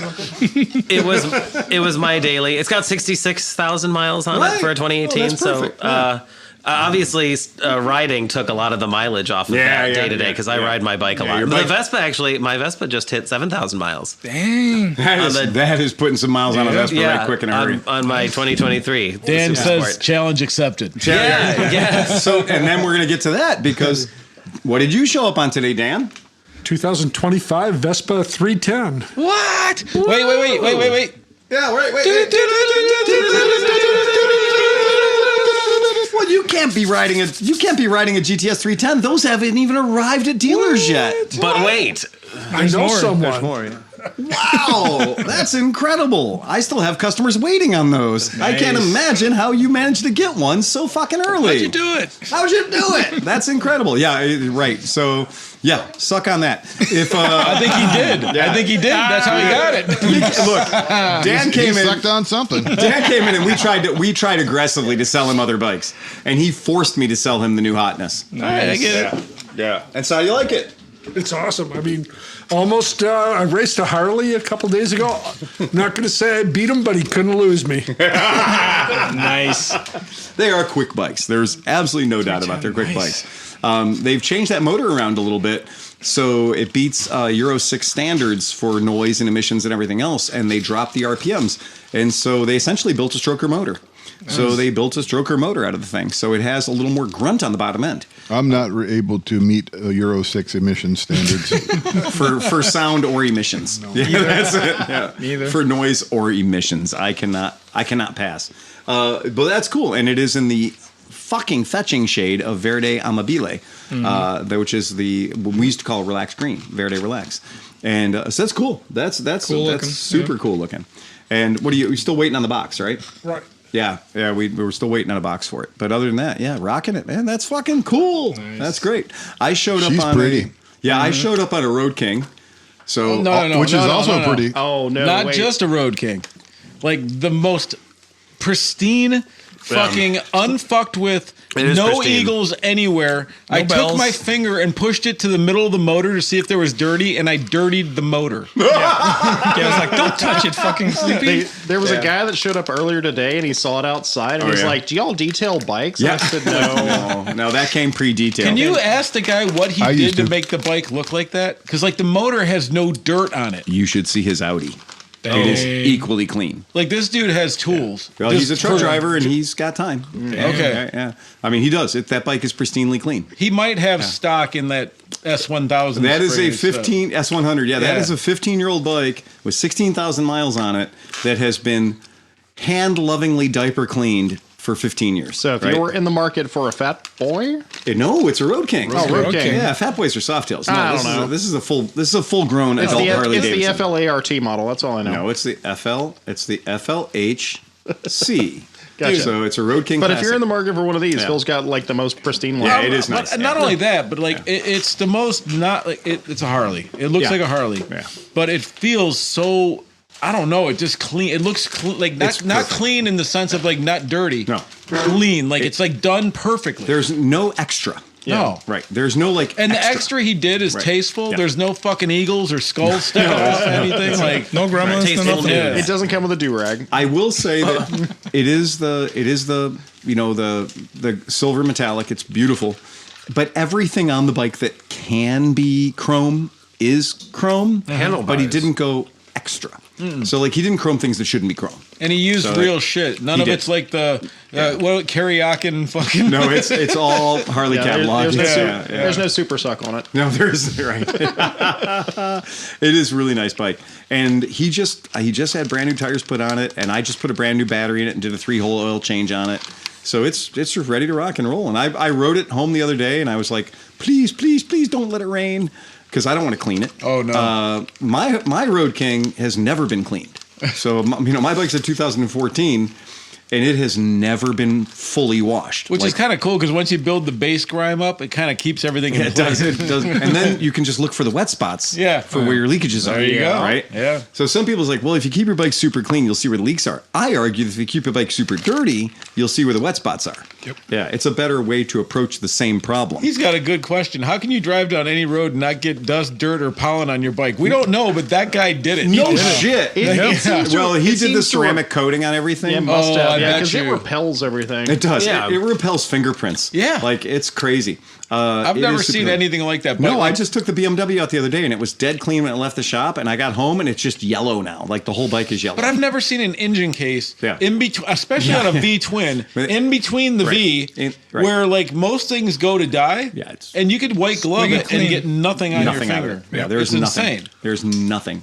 And he did the full stage 2 to it, and he also installed the Reinhardt True Duals, which is funny. The Reinhardt True Duals are sort of like the fuck you, Harley. I don't want crossover pipes. I don't want emissions. I'm going to go backwards in time. Yeah. I'm going to do 2 exhausts, one for the front cylinder, one for the back cylinder, and ne'er the twain shall meet.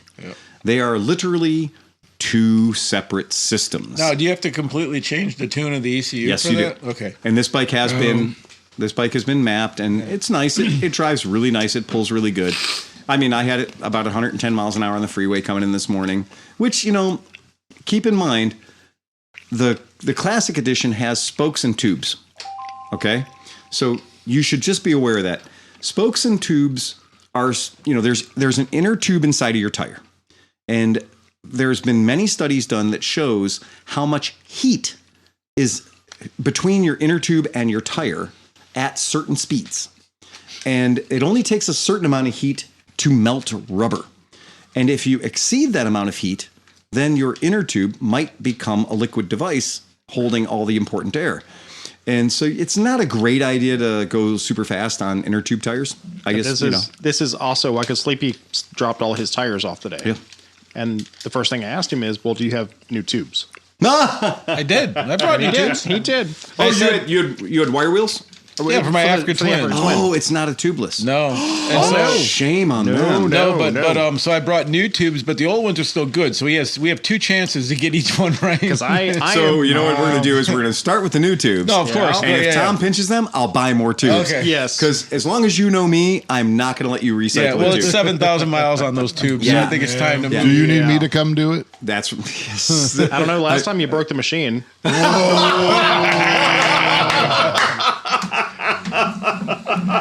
Shots fired. Was it the blue machine or the red machine? It was the blue machine. Was the blue machine? There you go. You got Tom in the background.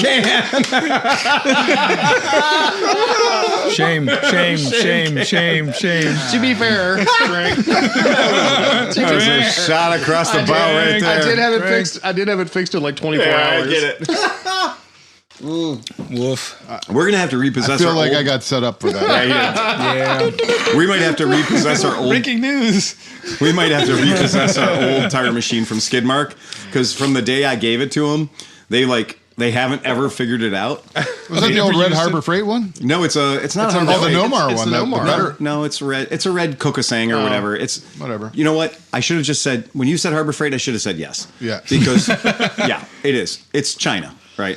It is red as the communist flag. Is that Yeah. the one that has my blood, sweat, and It tears does all have your over blood, it? sweat, and tears all over. And again, that's the tire machine that you used perfectly for years, and I used perfectly at Mentor for years, and then it left our control.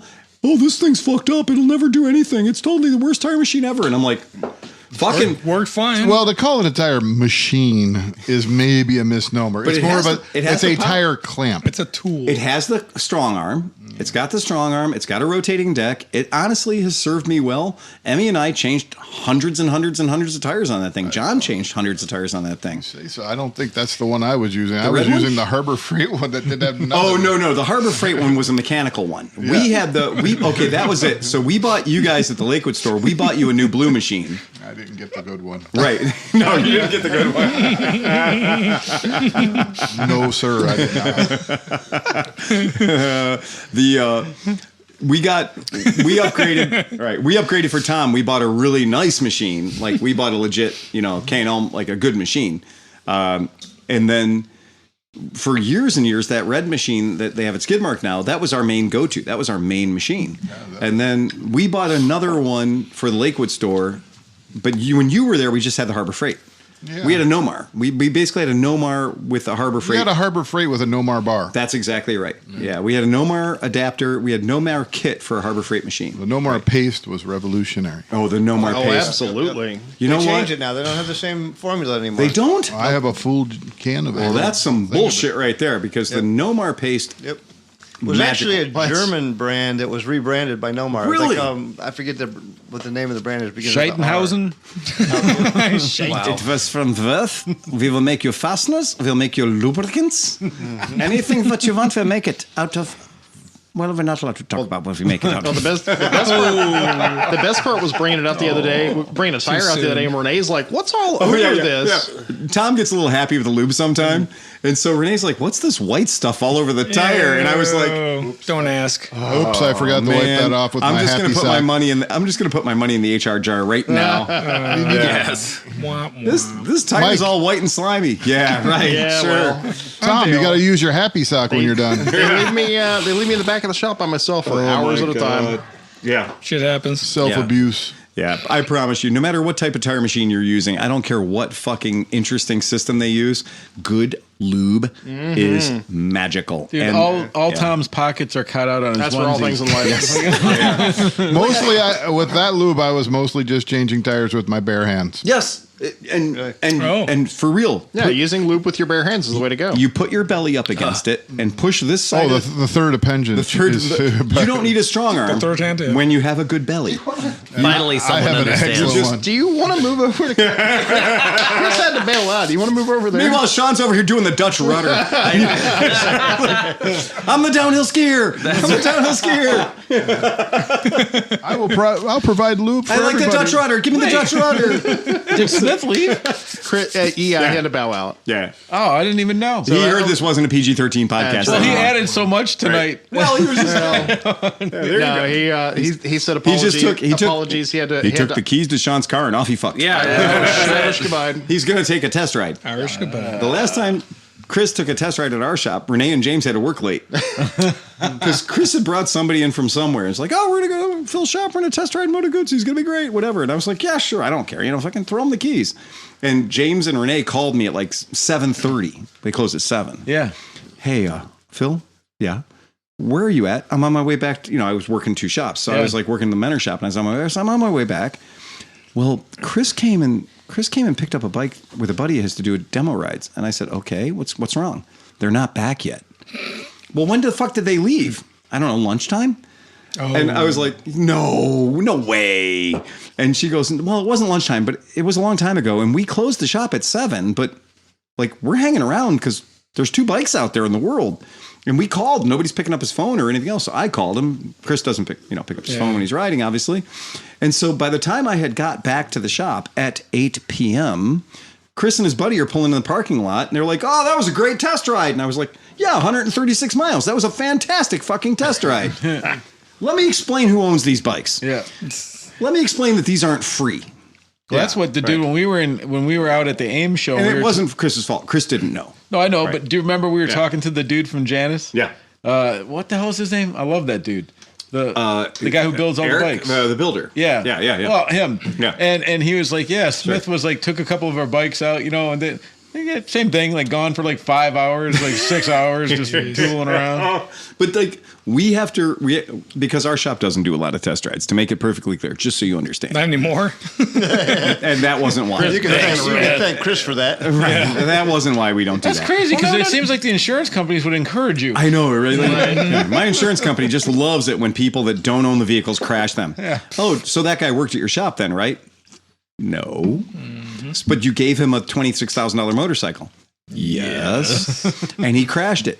Yes. And where is he? The hospital. And so who's your next insurance company going to be? Because we just canceled you. Yeah. Oh. And that's a hard phone call to make. That's a hard place to be. So that's why we don't do it anymore. And I understand that big companies will let you come in and test fuck their shit. That's fine. And they're going to hope that you can crash it. So, because crashing into a sale is probably the best way to sell a bike, because you don't have to, when a guy crashes your shit, there's no negotiations after that. When you say, sure, take the Ultra out for a test ride, by all means, set your walker in the corner, take the Ultra out for a test ride, right? Because you know that he's probably going to ding it. And then when he dings it, well, of course he's buying that bike, and you're going to get to pay for the repair. And he's going to say, can you please fix it before my wife finds out? Unless you're a grumpy sewer guy and you let a guy ride his BMW down the thing. Remember when he was selling the bike? No, man. I don't remember that. And he crashed it? I don't think I was there for that. Oh, the test ride of the BMW? Oh, that guy. Yeah. Oh, yeah. Okay. I was thinking, the guy who fucking... he had all the, I've been riding for years and I have all the gear and he like literally made it 100 feet and dumped I remember it. that. Like we're sitting there, we're standing there and the dude's walking back. We're like, did the bike stall? You know what? I decided this bike isn't for me. Goodbye. Right. Yeah, go pick it up It's in a laying couple in the blocks. fucking parking lot. Peace out.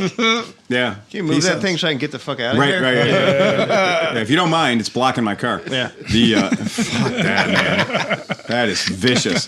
Yeah, that's a thing. That's a thing we don't do anymore. Hey, news event. Beep, beep, beep, beep. Breaking news. Tanuki news. To all your young lords and ladies and all the ships at sea, we have a news event, and Vermont has banned loud pipes. Vermont, the entire state. Is it a state or is it a city? It's pretty small. Well, Vermont's kind of small. Yeah, it's the same population as like Western Chicago. So they legitimately banned loud pipes. Senate Bill 66, which we will now call Order 66. Order 66. Yeah. We don't care how small your pipes are. We're coming after them. That's what it is.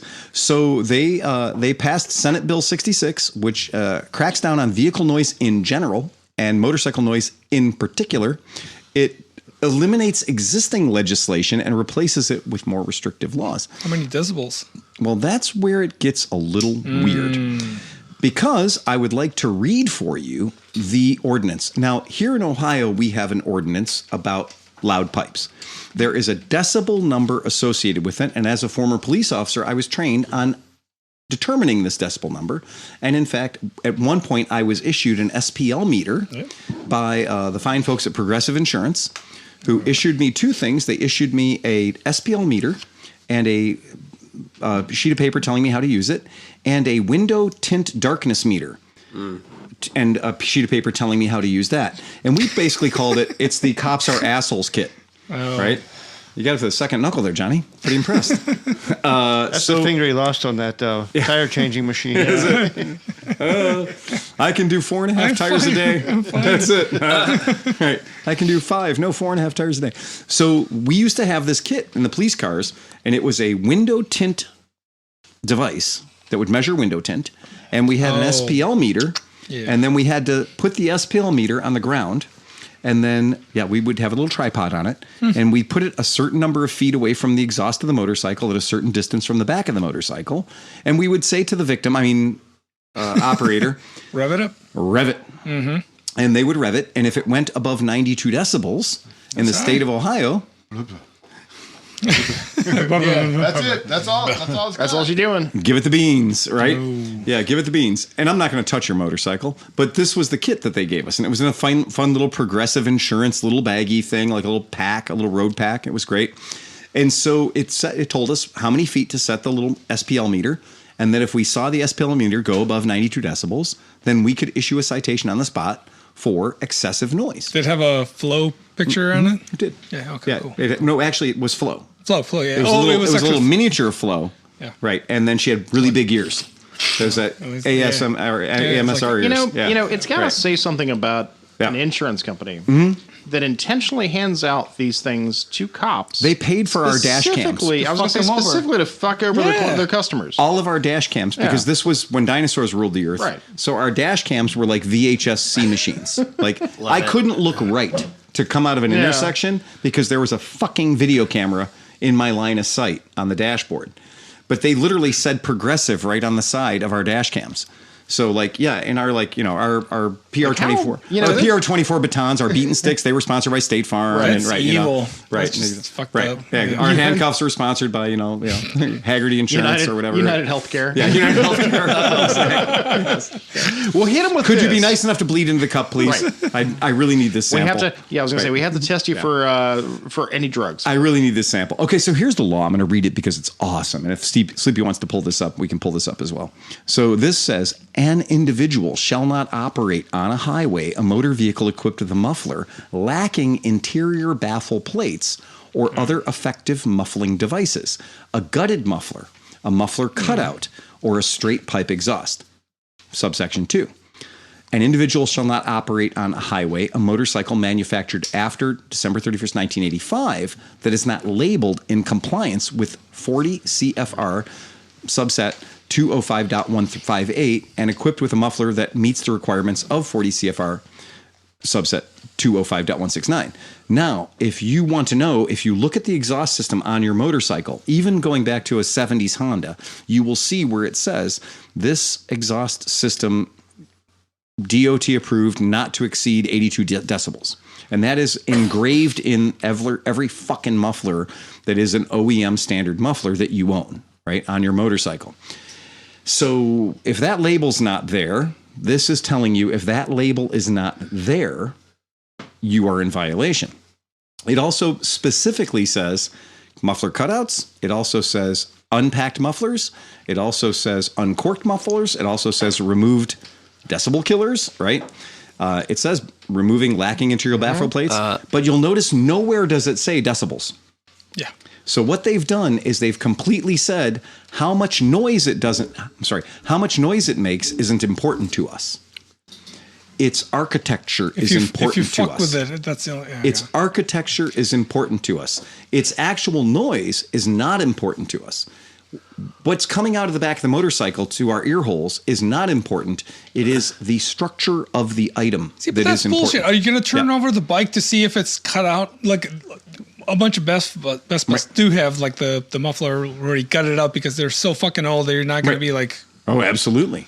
But that's before 85, probably. Yeah, those are pre-85 unless you that have is like true. Like a Stella. Now a Stella, on the other hand, a Stella or a PX150E or PX150 Yes. from 05 is going to be different. And the reason that I think that this is particularly fucking evil is that this is not for people that are registered motorcycle owners in Vermont.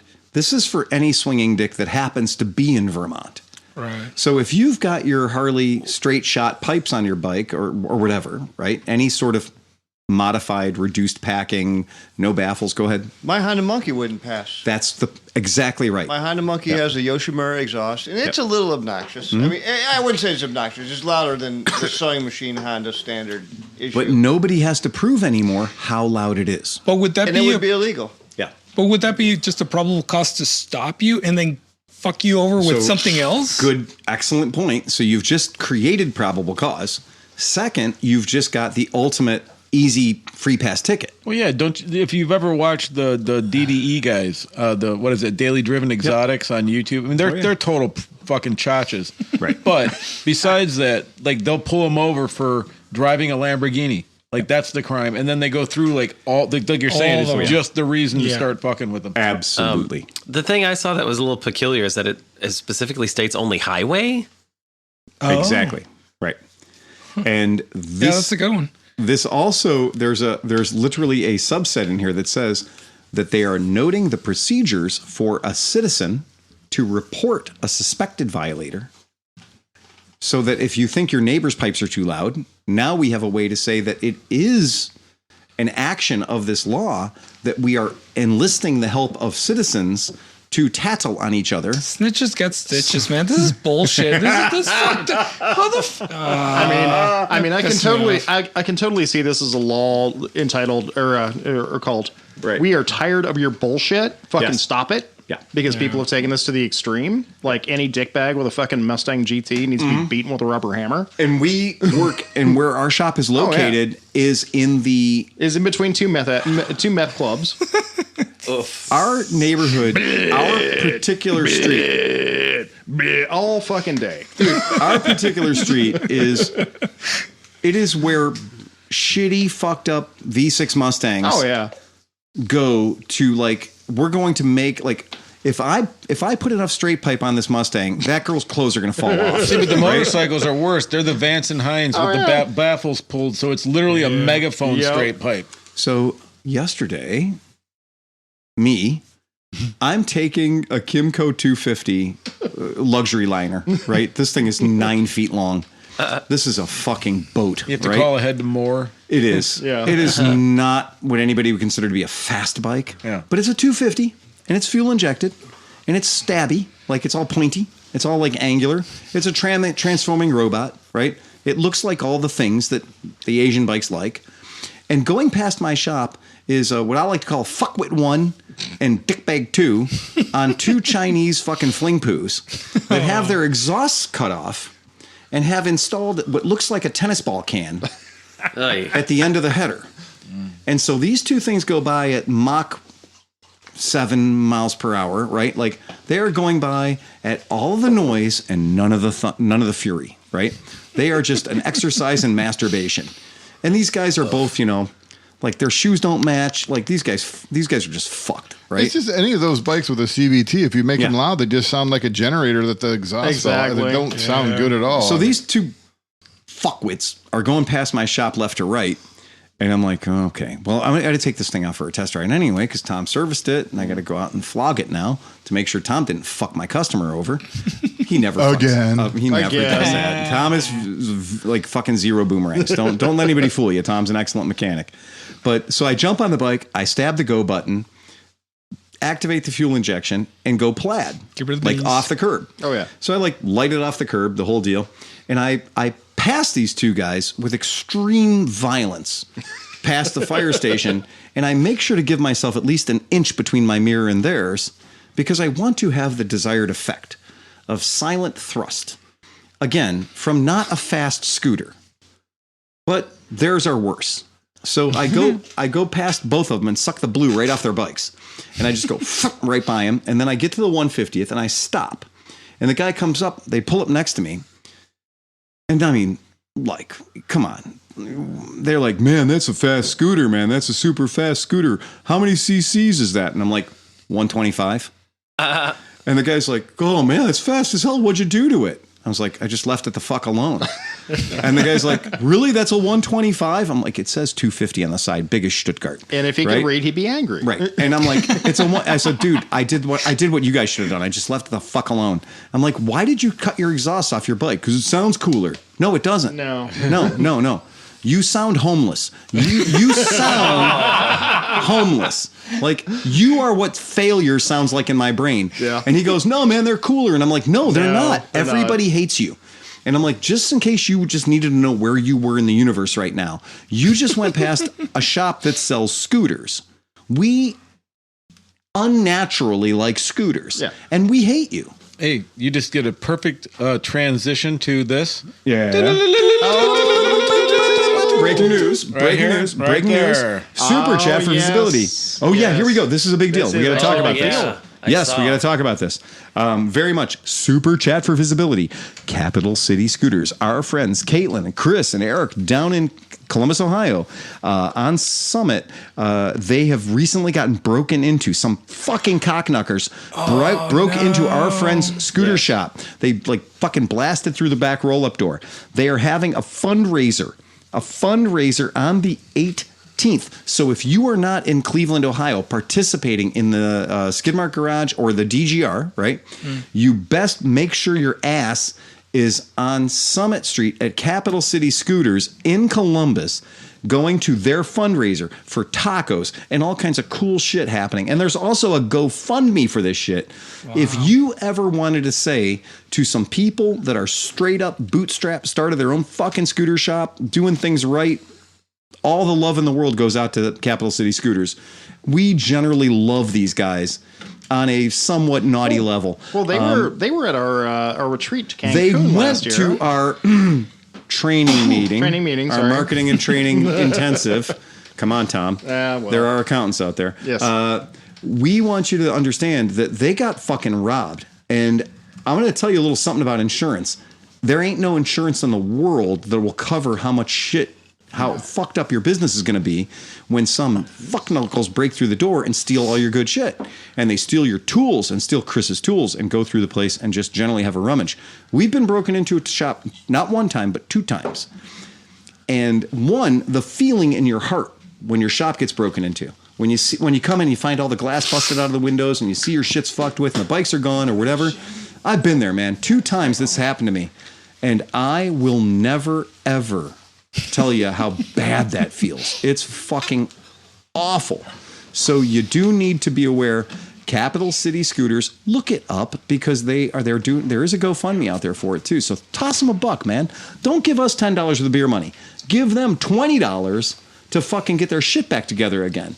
Because fixing shit, it takes no time at all to do $10,000 damage to a business. Easy. No time at all. Pete, you're a firefighter.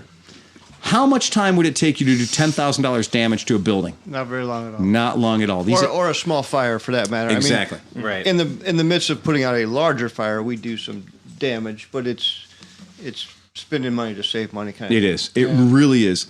The amount of damage that can happen, and I don't care who your insurance company is, they're not your buddies.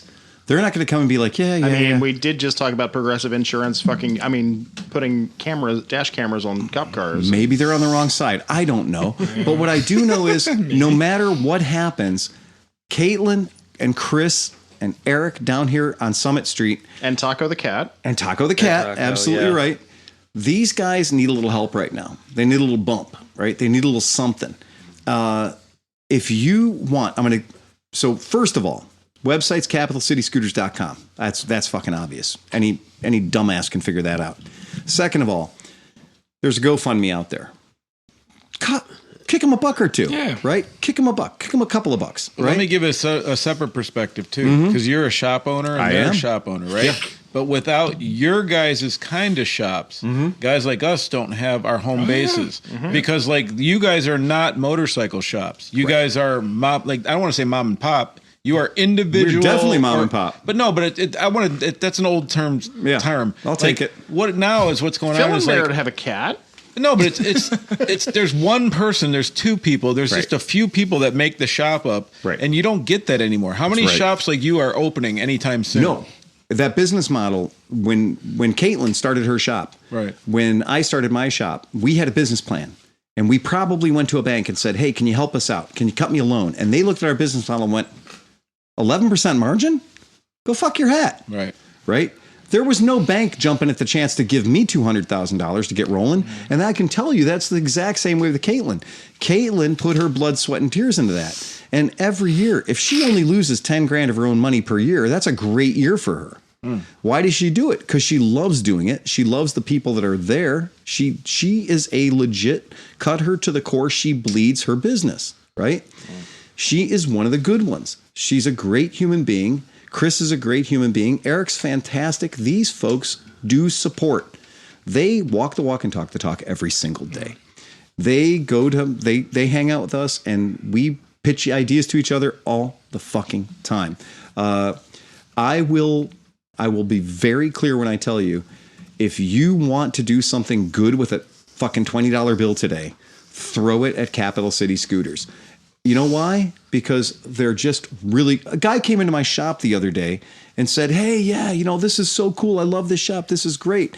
We're down in Columbus. And I said, yeah, Capital City Scooters. And they're like, yeah, our band played there last night. Love it. So next door to Capital Cities is a place where the bands are playing. And he's like, yeah, we played next door to Cap City last night. And I'm like, oh, that's fucking cool. So MotoHop asked a question, but I'm going to apply it to everybody. So Sure, if you're an adventurous dude or a lady... Yes. And Friday, Saturday, and Sunday is not enough for you. Right. Do you think you could leave the DGR and make it down to Columbus for that? Well, there is a DGR in Columbus, first of all. Okay, but I'm saying if you're and up that's here. in the early part of the day. Right. So the later part of the day, the evening part of the day, is when their Capital Cities is doing their thing. So if you really were adventurous and you wanted to ride, like do all the stuff in Cleveland and then go down to Columbus, you could probably make it. Sleepy, can you throw this up for me? I sure can. All right. So Sleepy's throwing it up on the main screen right now. Take a look for you guys playing at home. That's Capital City Scooters Recovery. They've raised $1,920 of that 10K goal.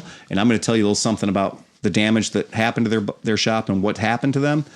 That 10K goal, man, that is too short. That is a small goal. They're hurting a lot more than that. Just emotionally, they're hurting a lot more than that. The feeling of having your shop violated, it's fucked up. Yeah. that is a special kind of dipshit. And I slept in my shop for 2 days after my shit got blown out. I put wood up on the doors. I went in heavy. I had my AK. I had 1911 sitting there, and I was praying those dipshits would come back. Yeah, because now they know I'm softened up. Now they know that I got wood on my wood where the windows used to be, right? And I was like, please let these cocksuckers come back, because I want a pound of flesh. I didn't care about $5,000 worth of windows. They fucking had the nerve to come into my house. Yeah. And our neighbors are super sweet to us. Our neighbors, we love our neighborhood. We love being where we are. And I can tell you that these guys have been where they are for a long time. Mm-hmm. And the neighbors love them as well. So whatever fucking dipshits broke into their place, yeah, I get it. It's really, really violent. Well, at least you know, because of scooter and motorcycle karma, anybody who steals a bike, it's not going to do that person any good. You fucking know it. Everybody's that is absolutely true. Yeah, and that is one of those things where you can't do enough to help this kind of stuff, right? And you visit a town, you see a cool shop, you're like, I'm going to buy a t-shirt. And any of our podcast listeners, they show up at our shop. If you make the mistake of telling me you're a podcast listener, sorry, hope you didn't have any plans for the next hour. Yeah. Right? I'm totally hijacking your ass. You're getting space invaded. Like I'm holding you hostage for the next fucking hour. You're a podcast listener and you came to Cleveland and came to my shop. I need to know what's broken about you. Yep. I want to know why you're like me. Why do you listen to the dumb shit that we do for 14 years? And then Renee's going to make you feel better by giving you a box of cool shit. Yeah. right? She's going to lay stickers and fun stuff on you to sort of apologize for my overly egregious nature. So I'm just going to say, if you've ever been to Columbus, if you haven't, if you want to support There's a some small love. shop, throw them a couple of bucks, man. Buy them a coffee, right? The whole deal. It's not super painful to do this to help somebody out, right? In my opinion, I think that it's one of those items that when somebody's hurt, you help them, right? It doesn't take much in today's day and age to make a few clicks with your mouse. And I don't know if you're like, I have this weird gentleman's account that's called Venmo, where money goes that, some things happen in the back alley and $80 ends up in my Venmo, $80 ends up in my Venmo. Right? Taxman doesn't need to know about that. But I can peel a little bit off my Venmo every once in a while if I want to help somebody out. Maybe I want to buy a drone for somebody in Ukraine. Maybe I want to do this or that, or help a guy out on a long cross-country trip. Or maybe somebody's bike broke down and we're going to throw him a little buck or two. That's what I use this for. It's discretionary bullshit spending. Oh yeah. I don't want to, I don't want a t-shirt. I don't need, my name on the wall of your shop or something. Throw them a couple of bucks, man. Good people. They're great people. They're great people. Plus, they also throw a fucking awesome rally. If you've never been to Scooter-Q, the Scooter-Q rally, for being a city rally, is one of the best goddamn... They did a Warriors-themed rally. Warriors. Come out and play. And everybody had the vests, and they were totally gigged up. And I got to deliver the line. You know, that had to be some of the baseball guys down there. The split there faces were. or whatever. they're Baseball called. Furies. Fucking Yeah, baseball Furies. dude. Yeah. The baseball. Absolutely. I loved it. Yeah, and I had my sidecar rig with a PA system in it. So You had to. Oh yeah. I loved it. It was so much fun. But yeah, do that. If you're gonna throw up a couple of bucks, throw a couple of bucks. That's it. I lead by example. I just threw a couple of bucks down. Oh so we're good no! to go. Here comes. Breaking news. Look at this guy. Hold on. Oh my God, we've got news from David Swearingen. Just a note to let you know how much I love the Calibro 700 bagger. Or sorry, is that Calibro? Calibro. Calibro. The Calibro 700 Calibro. bagger. Perfect bike for me. Only complaint is the digital day of the display of the speedometer. Can't see it at all in the sunlight. And that's true. That is true. So we were talking with the rep, and we were talking about the rep, and I was like, so one of the major things that I love about the Calibro 700 bagger is it has no extra kerfluffery, right? There's no I got to push these 17 buttons to activate this thing or whatever, or turn on or off the ABS, or 17 channels of traction control. It's really just a basic motorcycle, right? 700cc basic motorcycle. But we got to figure out a way to make the display higher contrast. Wow. The nits. Because if you have the fucking sunshine behind you, then that glass display business is just a reflector. It's just, you can't see the numbers. Could you put like a matte coating on it? That's what I was thinking. Yeah. Well, no, more than that, they have an ND. So what you want to do is look filter. on ND Amazon. filter? It's a flat piece of sticker that's like an ND filter, and it'll cut the UV down, and you'll be able to see. Like when you look through it, you look at a lake, you can see right through the water and see the fish in it. So it does the same thing. So it's a polarizing filter. filter, Right. ND polarizing filter. Okay, Correct. I love that. Those are two different. Yeah, I love that. That's fucking cool. And that right there, because you just buy that and you stick it on. Yeah, and you probably cut it to shape because it's like a plasticky film usually. That I you stick on fucking stuff. love that. That might Like help. a phone screen protector almost. Yeah. Right. 100%. I like that. That's badass. Hell I'm a huge fan of that. So just going to let you know, put your money where your mouth is. I just gave $300 to Capital City. That just happened. And I didn't use, and that's how easy it was, by the way. It took. Oh, look at that. Wait, hold on, Phil. You're a top You're the donor. top donor. oh shit. Yeah, there you go. Well, I'm not the top donor. There's people. I saw people on there were Are you the 500. bottom donor? I did $300. I did $300 because I love those guys, and that's the least I can do. So that's fine. But y'all, this is one of those ones. This is the one you get to have an opportunity. And I don't use my real name, so just so you know that. Yeah, Felipe Aguas. Felipe Aguas. I like hearing about I see in Moto Hop because I started listening to some of their podcasts and I think they have they weren't doing any for a while, but I think they're dropping some new ones. Yeah. So I need to go check those out. And I've been listening to Front End Chatter too. So the Front End Chatter, the British guys, they're also kind of fun too. And Noco.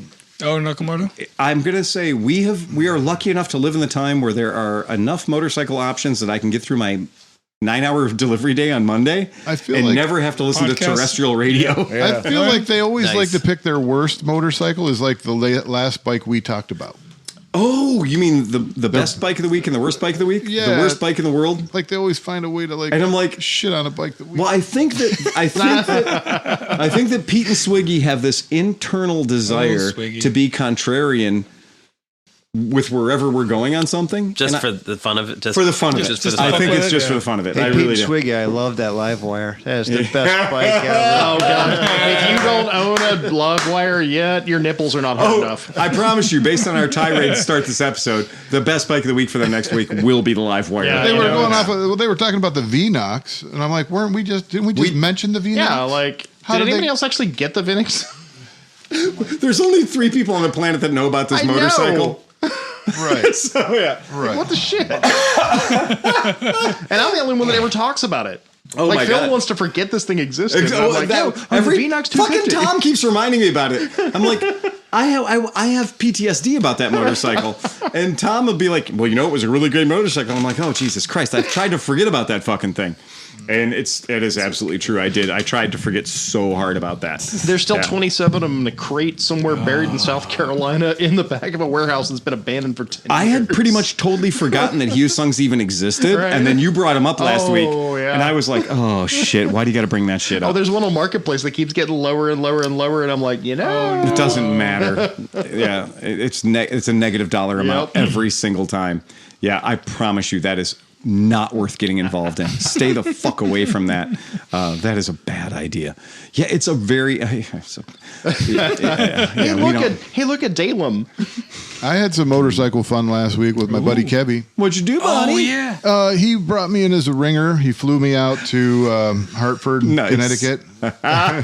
He was trying to get his CB 160 race bike together, and he's paid a lot of money and done a lot of work to it. The motor's done everything you can do, with titanium valves and kibble white and megacycle and all this shit. I mean, like, he's really into it, But and he's not, he's not a bad mechanic or anything, but. He's like, why don't you come out and help me with? I want to not the Honda Whisperer. Yeah, I hung it up. Right. I hung the motor. It was in the frame and everything, but it got a lot of stuff to work out before I took it to the dyno. So, we went out there, and boy, I think I earned my free plane ticket pretty well. I mean, like, there was... Get your money's worth on that one. We had to fix the clutch. You were whispering, you were yelling. We had to fix the clutch. We had to fix the throttle cable. We had the carb issues. We had to, I'm like, okay. Oh, so you went through it. Then the guy who built the motor, so then it wouldn't start. And I'm like, well, we got ignition. We've got spark. We've got gas. It's not starting. It's not even trying. I'm like, that flywheel is 180 degrees out. Hell yeah. I guarantee. So we started looking at the paperwork that came out. I'm like, nope, it's 100 degrees. We got to, so pulled the flywheel, flipped it around, did my hucklebuck. Well, this is where it was. We'll get it roughly there. It should start, Right. And, plus or minus 10 degrees, we'll be okay. Yep. So then we finally, hey, we got it started, running like shit. Like, I got to fucking, I did a lot. Oh, nice. So then we went and, took it the next day. Or at least the valves in. Yeah, that was part of the process. Was like, what the fuck? Or it's like a valve wide open or something. Like, no, we checked the valve clearances. We did all this stuff, and So it's just the timing? that was the main thing that was preventing it from running. It was 180 Yeah, of out. course. It's not going to. Yeah, but I was like, this is the only way that this bike can't run right now is the spark has to be happening at exactly the wrong time. right. And it would at one time popped. And I don't even know how it did that. That was just exhaust compression. There was so much ether. Well, we were blasting it with ether. There was so much ether that it Choking the fuck out of it, yeah. So it dieseled one time. Yeah. But we ran it on the dyno, and there were some problems with that. He ended up leaving it there and having them do some more work to it. They, I said we got 20. He's up to 22 horsepower now out of that motor. Rear wheel horsepower. That is that's impressive. That is Pretty no good. slouch at the rear wheel from 160 cc power plant. It's 203 now. That's what I was going to wonder. I was wondering What how did far it come they with stretched stock? Like 9? Rear wheel would have been like 11 or something like that. That's what I thought. Yeah, tops. Yeah, for absolutely. a 200cc. I mean, not even a Vespa. It's like Four-stroke, barely 160 cc Honda motor. Yeah. It would have been lucky to see the dark side of 10 horsepower. Yeah, like 7 or 9. Yeah. Yeah, really he's got, not. he's got an oil cooler. He's got a lot of money in that bike. Yeah. I hope he does well this year. But the class he's in. So and he's coming to Mid-Ohio. Right. Oh, he's going to run it? Yeah, so we could sponsor him. So we got to go see him. I'm going to try to help him out as much as I can. We got to sponsor him. Yeah, we definitely got to sponsor him. Sweet. Yeah, we got to put some stickers on that bike. Sure. Yeah. Put a 360 on Just the back. one giant Bourbon Ferry sticker. Then the cherry on the cake is his fiance just recently got a Pan America. Oh, really? So I got to take that for a ride, and that was very interesting. I was like, wow. I mean, like it? I did like it. I was, I didn't know what to expect and got on it, fired it up, a lot of kerfluffle. It's, yeah. And, that bike is only like 530 pounds. Right. I was surprised by that. And she had some mufflers on it and everything. So, but I got on it a little bit. It's not my bike. I didn't really, and they have actually twisty roads there. What state do they live in? Connecticut. Oh, beautiful riding. Very close to Vermont. Yeah. Oh no! It's like 20 minutes either way. You're gonna lose his bike. Oh, for the exhaustices. Yeah. Well, it's a they have a great riding. I mean, it's like almost like North Carolina, but just a little, but with stone fences and stuff like that, and New England-y feel, But we took it out. And he took off, and I wasn't even going to try. He was like, I wanted to, we came back, and he's like, I wanted to give you some space so you could wind it out. I'm like, no thanks. I'm not crashing, or I'm not trying to harm your wife's bike at all. But a couple times I poked it, and it went, took it up to like 4,500. Well, then I'm looking at the tack. I'm like, the tack goes to 8,500. 8,500 RPM. At 4,500, it was pretty violent, and I was ready to go, that's enough. And I'm like, I can't imagine what that bike, 150 horsepower. Right, that's what I was going to say. At 4,500 RPM, you're like at 40% of its available horsepower. Yeah, I can't imagine what that bike is like at 8,500 horsepower. Get rid of the beans. Yeah. So, I wonder what the curve is, though, because I think a motor like that, it might have a lot of the beans, but probably start dropping off at 65 or something. So that particular... That motor from Harley-Davidson is a that's their liquid cooled motor. That's totally different. That's what they're using in their 1 liter bikes now, and that's one of those things that we were talking about with the Guzzi and their new 1000cc motor. How it has this really weird flat torque curve that it just kind of just feeds you power, and you think, okay, well, this V-twin should be running out of steam at 6,500 RPM, but it's not running out of steam at 6,500 RPM. It's continuing to deliver up to redline or electronically imposed speed limit. I would be pissing my pants at that bike at 8,500 RPM. Yeah. It would have been a lot. It'd be interesting. But so that was really cool. I had a great trip, and Kevin really hooked me up, flew me out there and everything. I think I earned it pretty well. I think you did. It sounds like he got his money's worth. Yeah. So that's a good tip for any of you guys playing at home. If you need the Honda Whisperer to visit your house and get your shit sorted out, fly him in. Yeah, what is that Patreon level anyway? Right. Apparently, it's airfare and lodging. We went out to dinner, and it was one of those places where I got the beet salad, and it was like one of these little things. It was French cuisine. Yeah, very Pinky small. Out and shit. Right. Yeah. He ran that through the company expense. Yeah. So you got your beet salad for $200. Oh my word! Yeah, you're not lying. Yeah, I know. That's the way those go. It sounded really good at the dyno. The video that you posted. Yeah, that was cool. It sounded awesome. So their dial, they had it at 45 degrees advanced. Yeah. Wow. I actually. That's weird. Because they built a bike for somebody else. This place has done other 160s before. Yeah. And I'm like, I was seeing smoke coming out of the carburetors at high RPMs. Right. I'm like, well, that tells me like you're getting spark before our valves are closed when you're in the you have a little window there where both valves are open and it's happening too soon. Because the cam is degreed too, so it's slotted cam, so they've forward advanced the cam. Yeah, you can index the cam. And I just I'd like to see what the horsepower would be if you took some of that advance out, and I'm going to talk to Kevin about that. Yeah, pull some of that advance out and get a little more of that mid-range back. Put it back to 30 and then see what happens. Yeah, 45 is really fucking spicy. Yeah. And that's great if you're just going to leave the bike at 10,000 RPM all day long, forever. But sooner or later... Which you probably will, but sooner or later you need to turn. Yeah. Right. So sometimes, some tracks, like if you're talking about Mid-Ohio, there are a couple of turns in there where even on that bike, you're going to be at the bottom end of third gear or the bottom end of second gear. and it's going to be nice to have some torques. Yeah. It will, but I mean, I'm sure 45 degrees does sound fucking like a ton. Yeah. That seems like a ton.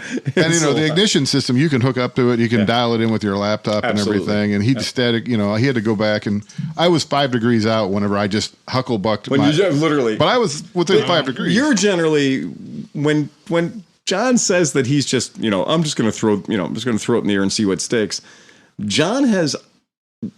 I've watched John do eyeball. And then I backed it up with a business card.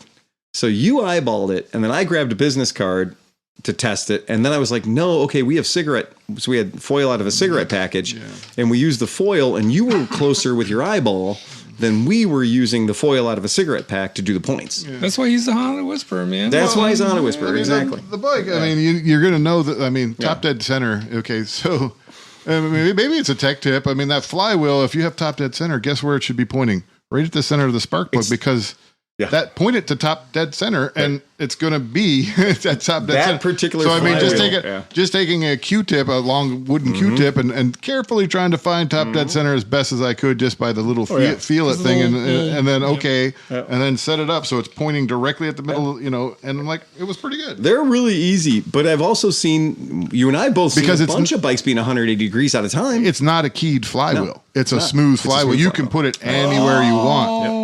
You just rotate it as far as you want to go. Wherever you want. Right. So on a lot of bikes, you can rotate the stator. You can cant the stator a 30-degree window on the stator to adjust for your timing.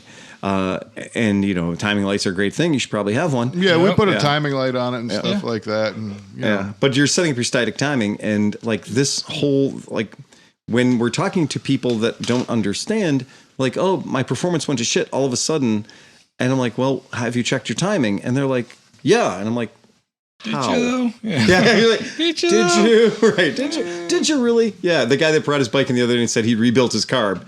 And I went, did you? He's like, well, I watched a YouTube video. And he goes, I did what it said in the YouTube video. And I was like, okay, so let me think. You took out the air fuel mixture screw and you sprayed a bunch of carb cleaner in there. That's it. Yeah. Yes. Yeah. Okay, great. So you unscrewed all the things that were on the bike that looked like flatheads. You took them all out. You shot carb cleaner in all of them and you put them all back in again. Yes. So all your gaskets and hoses or O-rings. Okay, so you didn't clean your carbs. You just made everything super out of adjustment. Yeah. Right. And you bottomed everything out. And then Tom took that apart. Tom took that one apart today and gave me the whole Phil, what the fuck, man? And I was like, well, we're the people that maintained that bike for a long time. And Tom was like, there is no way we touched this bike last. I usually leave the air screw in and back it out a little bit so that when I blow through it, goes through, you can see it go through the circuit. It should go in and up in the carb and out the jet. Oh, these people are doing carb cleans by ear. Oh, they're like, there's a hole. Put the noodle on the thing and blast it. Yeah, and they're using the chlorinated, whatever the fuck it is that eats the. What is it? It's not chlorinated. Chlorinated. It's good. It goes right in your eyeballs. There was Behrmans. You need Behrmans. Missing. No, but there's one kind. Was missing. I mean, it's seriously. Tom's not joking. This carburetor was missing vital components. Yeah. Right, but isn't there? So with carb cleaner, there's two kinds. There's one that you can get on O-rings. Well, that's brake parts cleaner.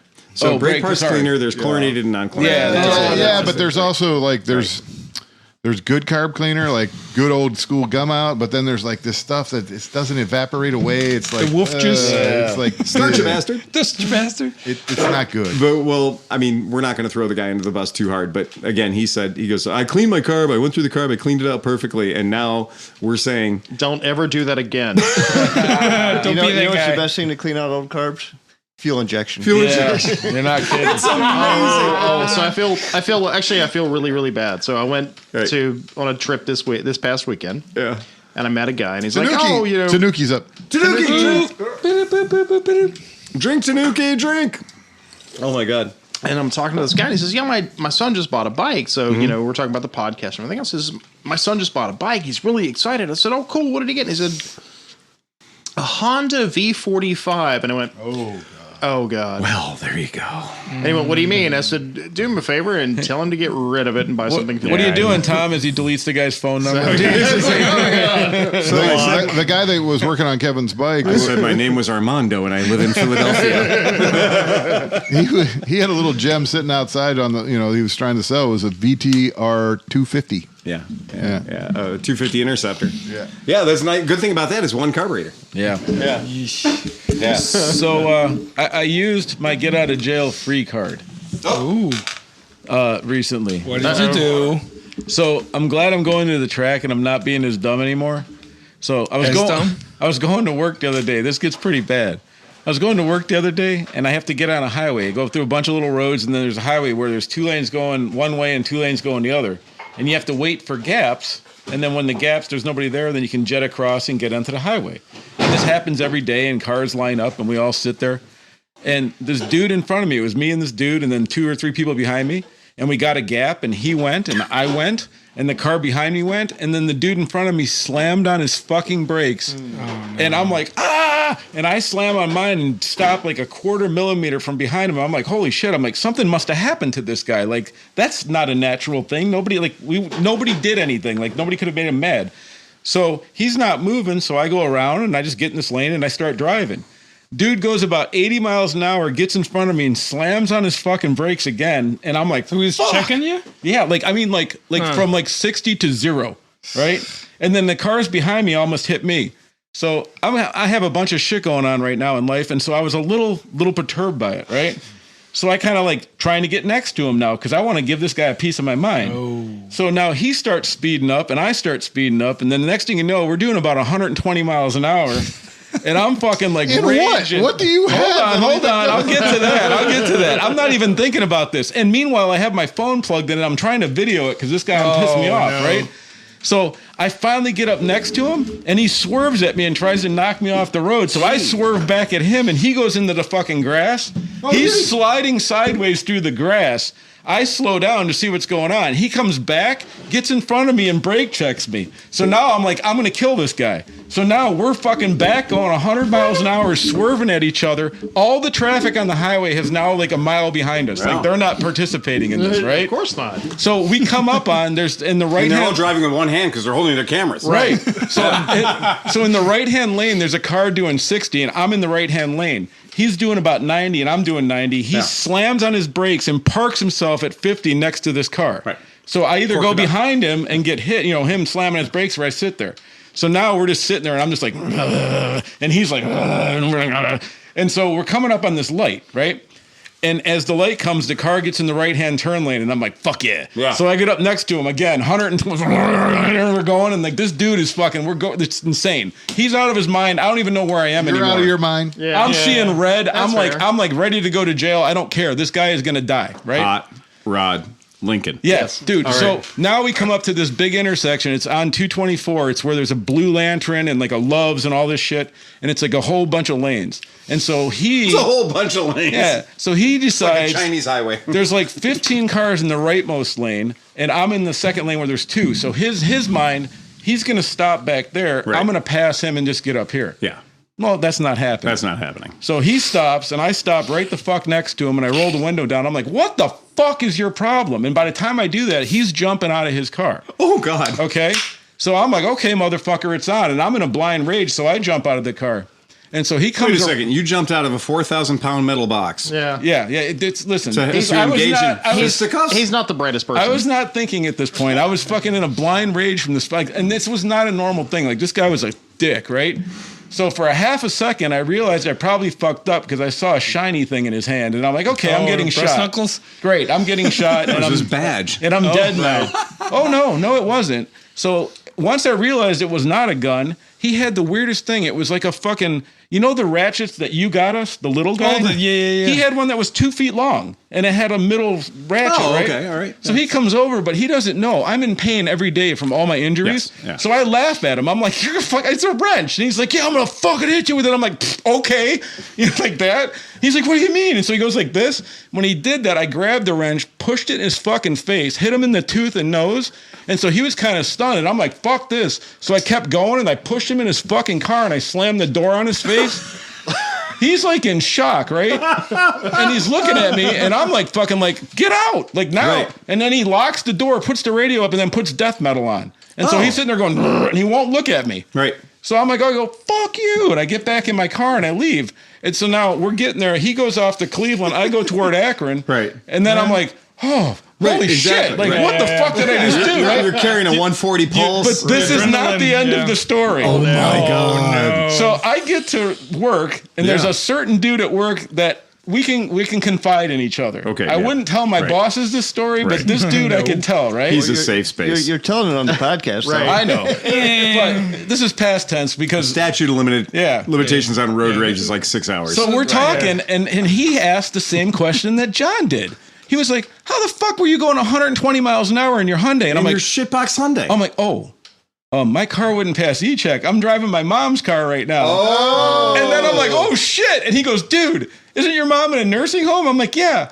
What if the cops show up looking for her because of the license plate? That's the best story ever. So he's like, "Dude, your mom's at the nursing home surrounded by SWAT right now looking for this fucking crazy driver." Oh, Mom. So then all day long, the nursing home is calling me for shit, and I'm going, okay. Here we go. Spam. So anyways, I now have an injured wrist from socking this dude with his own fucking wrench into his car. Wow. And when was the last time you hit an octogenarian? No, he was about 40 years old and about 6'2". Oh, Jesus Christmas. And I have a picture of the car because I did the professional videographer thing, and I hit record twice. Yes. So I got 3 seconds and then nothing, and then 3 seconds of the car. Oh, okay. But I still have the car. Good. But he's driving a gasoline Jeep with John's like motorcycle part. We'll dance for, except for it says diesel. We'll dance for diesel. But he's driving a gas car. You know. But he was proclivities are proclivities. But here's the interesting thing. Sean says he'll dance for DEF. That's true. But here's the interesting thing. This guy was the loudest, blowiest, like biggest, like yelling all over the place. Yeah.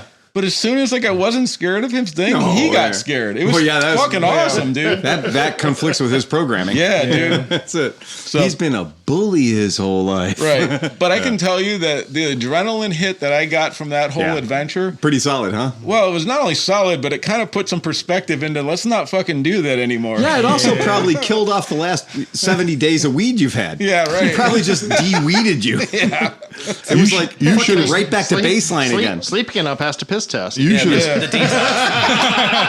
The quick detox program. He hit the unwilly button. Yeah. Oh my god, dude. I would have definitely kept that tool. I'd have been. You're like, give me that shit. I'm taking your fucking tool. Oh, dude. That's mine now. Yeah. Fuck. Go fuck your head. I thought this story was going to end like bike riders, and you guys were going to tug each other off later or something. No, and then I realized you're going to meet at the truck stop, the next truck stop, and be like, "I'm just so full of rage right now." He was like, "Dude, what are you doing? Dude, what are you doing?" Dutch rudder. I guess we're kissing. We find out we're long lost brothers. Right. Brothers. If you can't make up, make out. No, but here's a concern I do have. I use those same roads at the same time all the every time. Fucking day. But does your mom? But you're not going to be in the same car. But does your mom? No. Because he's got her license plate written down on his phone. Have you ever noticed that car though? Like, have you ever? Well, he has a very distinctive sticker on the back. Well, you have an advantage now. You can snipe his ass. Why is this dude in this shitbag Hyundai fucking following me? Oh yeah. Everybody hates me on this road. No, now I could do it. Now I can totally flip it and do like a Black Mirror. Oh yeah. Like now I befriend him and I make this like a 3-year revenge. You're right. That guy in that Buick Regal totally fucked with me too. Just totally befriend him. Get friends with his family. Like get his wife to divorce him, marry me. Completely. His kids calling me dad. World. Yeah. Just upset his whole world. And when he hits rock bottom, you like remember that guy in the silver car? Yeah. Mr. Road Rage coming at me with that weird two-handled wrench. Yeah. Or it could be like that Duel movie with the but like a Lorain County version. It could be the Lorain Oh my god, am I participating in Lorain County shit now? No, just go straight vanishing point. Just like show up on the hood of his car someday. Yeah. Just be like, I want my $2. But you know what? I think the blind range hit because if I'm doing 80 in the fast lane and some dude's doing 50, I might tailgate you for a minute. And if you brake check me, I'll be like, okay, I deserve that, but you're still a dick, right? Yeah. But nobody did anything wrong to this guy. No. Like that's how you get into the highway. It's called roid rage. Like this dude, I don't understand what provoked him, but man, it did not go the way he thought. Again, there's only two types of people who drive Jeeps. Right. And there's the My Little Pony crew. Right? Yep. And we love them. They're great. Yeah. Awesomest people ever, man. I love all my Jeep drivers. Bunch of fucking weird ducks and frogs and shit stuck to the dashboard. They are just peace, love, and applesauce. Those are the best Jeep people on the planet. But then there's also the angry pro super military disgruntled fucking the Punisher Jeeps. I'm a Punisher Jeep. Yeah. They get the angry eye bullshit on the front. Moto Hub had a point. He was glad I wasn't on a bike. Yeah, exactly. That's the first thing I asked. He was like, "What, were you riding a bike?" I was like, "No." Yeah, you don't want to go door to door with somebody when you have no doors. Yeah. Well, Here's a little safety tip from your Uncle Phil. You ever seen those YouTube videos where like some guy gets pissed and he starts like roid raging on his bike against a car? Yes. I'm like, dude, you're not going to Just win. one of those. They watched a minivan just biff a guy. I just saw that Yeah, too. I They saw that. They caught the guy. It was in Oregon, I believe. Yeah, Wait, the guy on the They bike? caught him then? They caught the guy in the van. Oh, good. Too bad. Nice. it's again. Yeah, I was kind of rooting for the minivan. I'm like, you go up and try to bust the mirror off of somebody, Right. and they run you off the road, and Right. that's kind of your fault. I have taken mirrors off of cars before. The karate chop works really good for most mirrors. And if you get a guy cut you off or do some dumb shit in traffic and literally put your life at risk, I will sneak up on you and I will take your mirror off your car. I'm good at it. I've been doing it for a long time. It sends a message, and you have to think about it. Because every time you look at that mirror and it's not there, you have to think about what you've done. And it's the closest I can get to rubbing your nose in your own stink, right? Well, you got to know what the fuck you're doing because Bingo. This dude, there was just a video of a dude on a Road King in his 1% prospect thing, which made it even better. Well, yeah, and right. we don't know what happened beforehand because it's one of those videos that kicks in right in the middle. Right. But he's coming up to a turn and he's at a light. Yeah. So the dude goes to kick the fucking car. Don't do that. And when he does, he kicks him in the bike that way. He just tumbles on the ground. Remember, That's somebody who didn't take physics. well, if they have a 1% prospect patch, they probably aren't a physics major. Right. You don't need to be. Just take intro to physics. Exactly. You will know that on your motorcycle, you cannot kick that car into oblivion. No. But you can damn sure kick yourself off that motorcycle. That's the old Newton's cradle. It is Newton's cradle. That's exactly right. You're the one ball on the end. You are Exactly. literally the one ball. The other four aren't moving. And if the four balls, No. Yeah, equal and opposite reaction time. Even if you weigh 400 pounds and your It bike doesn't weighs matter. 300 pounds, you're Yeah, still not no. moving Right. 2,500 pounds. I'd get in a kicking fight with somebody else on another bike. I mean, I like to try to do that to Sleepy sometimes. As long as I know where your kill switch is, it's going to be a really short race. Hey, fucker! I just like how like all this joking and stuff, but like all road racers mandatorily have to have a brake protector now, for obvious reasons, but also from Dick's. Because fuck. Because isn't there a rule about that? Oh yeah, We shouldn't have to have a brake protector to keep other assholes from pulling your brake for you. There's a MotoGP guy that lost his whole career a couple years back. He literally did. The dude reached out and said, Shit. Yeah. right. Yeah, and I'm that's close by, and nobody will notice this as the guy cartwheels over the bike for no reason on a straightaway. Yeah. No, boy, yeah. Yeah. I've had some people cut me off. I've had some people express road rage at me or whatever and then do dumb shit. And then usually what I'll do is I'll really make sure my situation's cool and make sure they're locked in tight.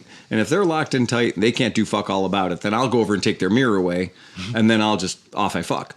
Right. And then usually I find the best solution for that is like 3 right turns.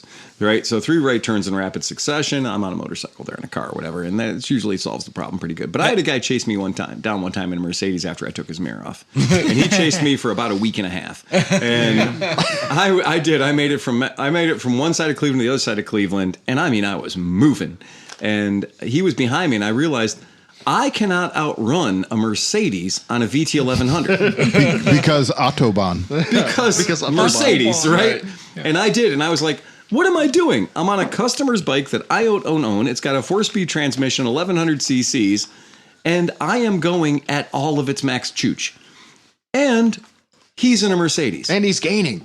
when he's like, "Look, he's doing the equivalent of this much work." Yeah. He's literally resting his foot slightly harder than he was a moment ago, and he's going 120. Meanwhile, I am shit panicking, right? And listening to all the parts of this motorcycle potentially fail in my brain. And seeing them potentially fail in my brain. And I'm like, You're just praying for traffic. I brought a knife to a gunfight.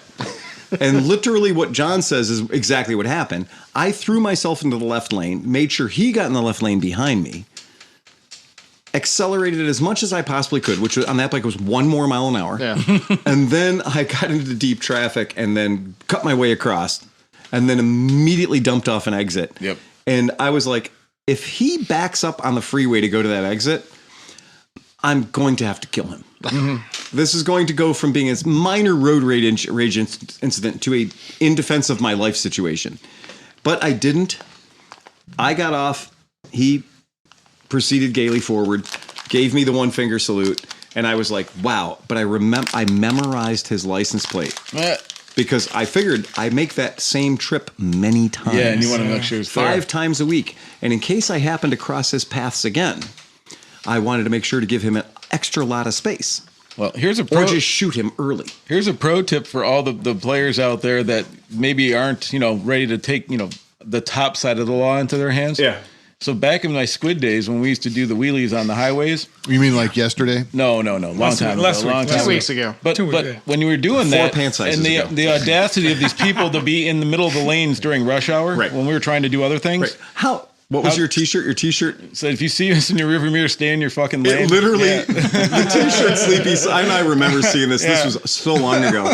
But I saw the T-shirt that you were selling, and it had a guy at a 12 o'clock wheelie, and it said, "If you see this, don't hit your brakes." Yeah, that. Right. And then the other one was literally a rearview mirror with 4 guys doing wheelies in the rearview mirror, and it says, "If you see us in your rearview mirror, stay in your fucking lane." Stay in your fucking lane. That. But we used to carry. Do you remember they sold those things? Like if you were in your car and you got into a lake, you could hit it and it would break the window. It was a glass breaker. So you kept those, and when somebody fucked with you, you went by their passenger window and and then spring punch. no more fucking window. Spring punch. Yeah, and it just it releases all the energy that's in your tempered glass windows. Yeah. We did that to old man Ravazzini's window.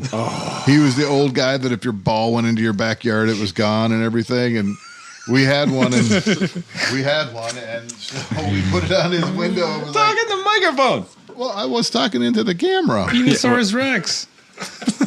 Okay, so you're putting it in his microphone.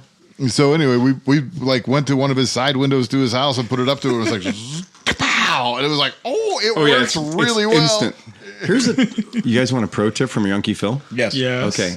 The next time you change the spark plugs on your motorcycle, take the white porcelain insulator off and smack it with a hammer, and it will make 2 pieces.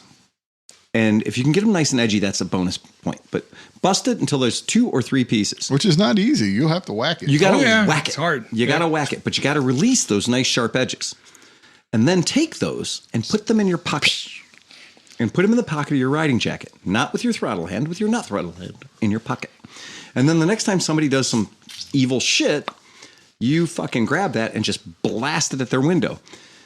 It's about a 10% effectiveness, but it is remarkable how effective a pocket full of cracked up porcelain is against a tempered glass window. Well, you don't need to have throw it that hard. I mean, I did it when I was a kid. And I tried it. There was not a single unbroken window in Tijuana. To be fair, but it's also to be fair, it was not an actually running car, but it was like, oh yeah, we have this fucked up little car. Right. But I was like, let's throw this. Let's do some shit. Yeah.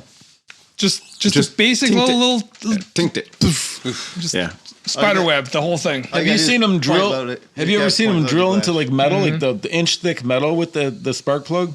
Like in India, they'll take the spark plug, they take the tip off, right? They'll put it in a drill thing, and they'll have like an inch thick steel. It's called heat. Yeah, it's and heat then drilling, just start going down, and they'll fucking drill a hole right through it, dude. Because the porcelain just keeps keeps getting hotter. Yeah. Oh, that's interesting. Oh, that's super cool. Okay, last story. Okay. Last story, my friends. It turns out it's just part of the podcast. Part of the podcast. Regular. All right. So it turns out KTM. Oh, fucking KTM. Oh, poor KTM. It turns out that KTM might have 2 kind of problems on the horizon that I guess falls into the category of, well, no shit. Turns out that one of the things is when he was when our friend Pierre was trying to get some money together to make that magical $500 million number that he had to say he had funding on to get the court in Austria to say, like, we will acknowledge the restructuring of your company and give you permission to not just sell off your entire company. If you pull together this giant pile of money and you prove that you can pull together that giant pile of money, that we will in fact go, yes, we will not force you to liquidate your company. We will let you restructure. Now, keep in mind, this is after all the people that they owe money to are not getting paid. Keep in mind, they're only getting 30% back on the dollar, and that several small businesses that make castings and engine components have gone out of business due to this asshole's fucking hubris. Okay. So he took a loan from a company that is an accessories provider for KTM and took 65 million euros as a loan, but the conditions of the loan was that if I don't pay you back, you can have a whole shit ton of my stock in my company. He didn't pay him back. Oh no. Oops. He didn't pay. What the fuck is wrong with you? You had one job, and that was to make 500 million euros appear from somewhere to prove that you deserve to keep your company running. And I will remind you that this dickhead is worth over $1 billion. So you just could have wrote the check? In the world of $1 billion, 65 million billion euros. In the world of 1.6 billion euros, 65 million euros is a very small portion of that. Yeah, it's less than 10%. Yeah. Okay? In fact, it's about 5%. So for 5% of all the money that you have control of, you didn't want to spend your own money. And this is where I get pissed, is when guys are like, well, I would never pay off a debt with my own money. I'll borrow money to pay off my debts. Dude, I've paid all my debts with my own money because apparently I'm a dumbass, and that's why I'll never have a lot of money, right? Because I pay my debts with my own money. I don't take loans to pay my debts because I'm not an asshole. But apparently this guy's asshole. So he did, in fact, took a loan and didn't pay the guy back. Because it sounds like he sold his stock for a really good deal.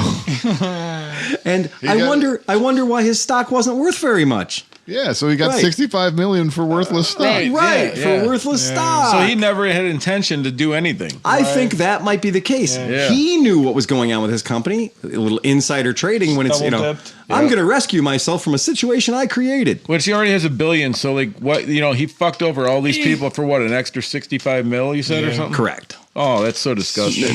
So now they're saying, okay, well, remember when we said that he had met the stipulations about the $500 million and all that stuff? Well, now the court is going, well, he didn't. So we're going to unaward you your certificate of keep on going on kind of thing. But it's okay, because if the court doesn't fuck him, apparently he fucked himself, because he said that he had the wherewithal. He said he had the means to continue production of motorcycles at their factory. Except he'd overlooked this thing called math, where if you're going to build 2,500 motorcycles, you need 2,500 crankshafts, right? If you're going to build 2,500 motorcycles, you need 5,000 tires. You gotta invest You with for me? those. Yeah, you gotta pay those. If you need if you're going to build 2,500 motorcycles, you need 2,500 fuel injectors. Apparently, in this whole statement of like, telling the banks, telling the people that are going to oversee his restructuring of his company, his not liquidation, his keeping it alive commitment, he told everybody that they were going to go back to work and they were going to build these motorcycles. But turns out he didn't count parts, and that he doesn't have enough parts to build these motorcycles. And I wonder why he doesn't have enough parts. Could it be because the people that you buy your parts from wouldn't piss on you if you were on fire right now, because they're still licking their collective wounds from the millions of dollars of parts that you didn't pay them for?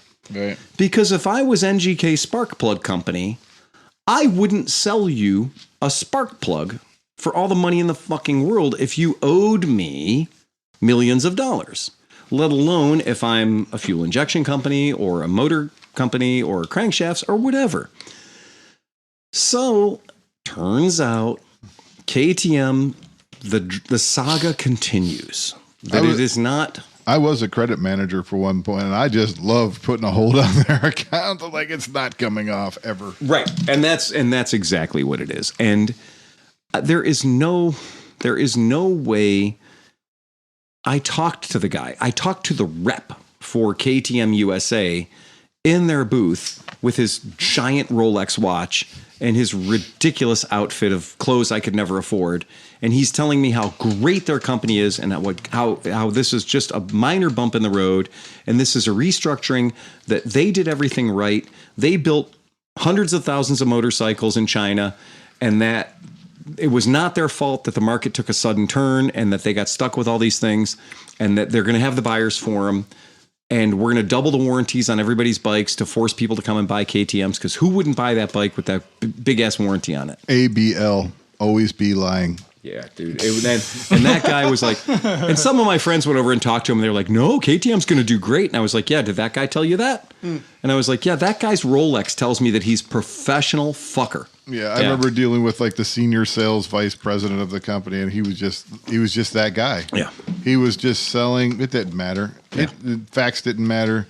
And that company that I worked for, that's what they were doing. It was all about capital investment. Mm-hmm. They didn't have a viable product. Right. They had this story. They had this thing where we could turn soybeans into plastic. Yep. But it was like, yeah, we put like a drop of soybean oil in with our plastic when we mold parts. Well, but they were selling, and they had a famous name, which I won't say. Right. And they were just kept driving in millions and millions of dollars worth of investment, and it never ever was going to make money. It was never the actualization of their plan is impossible. But as long as you can generate investment capital, as long as you can get people to keep giving you money for the fantasy of this Elion motor car or whatever the hell it's going to be, what is that, Damon or whatever that, there's an electric motorcycle company that was out of Canada that had taken a whole lot of money from people, startup money, like, hey, we're going to invest in this. It might have been called Damon. Yep. Damon? Mm-hmm. Yeah, they just, like, the guy is standing in front of the burning pile of money, right, on the facility that they don't own, right, with the engineers that they haven't paid in 6 months, right, saying, oh, no, we're just going to change we're going to do a couple of tweaks on the design, and we're going to relocate out of Canada, because I don't know why the Canadian government has not put a hold on everything we own, but we're going to relocate to California, and we're going to come back better and stronger. So this is a great opportunity for you investors to get in. Second round of investments going to come at you much cheaper than the first round of investments. And you know what? The duck is even more succulent than it was earlier. Just wait a little while longer. And when I saw that, and meanwhile, everybody else that's in the industry is like, yeah, these guys are fucking, they were vaporware from the beginning, right? They were vaporware from the beginning. People paid a lot of money for this fantasy. And now it's turned into, the reality is the people in Canada went into the building and there was nothing in there, right?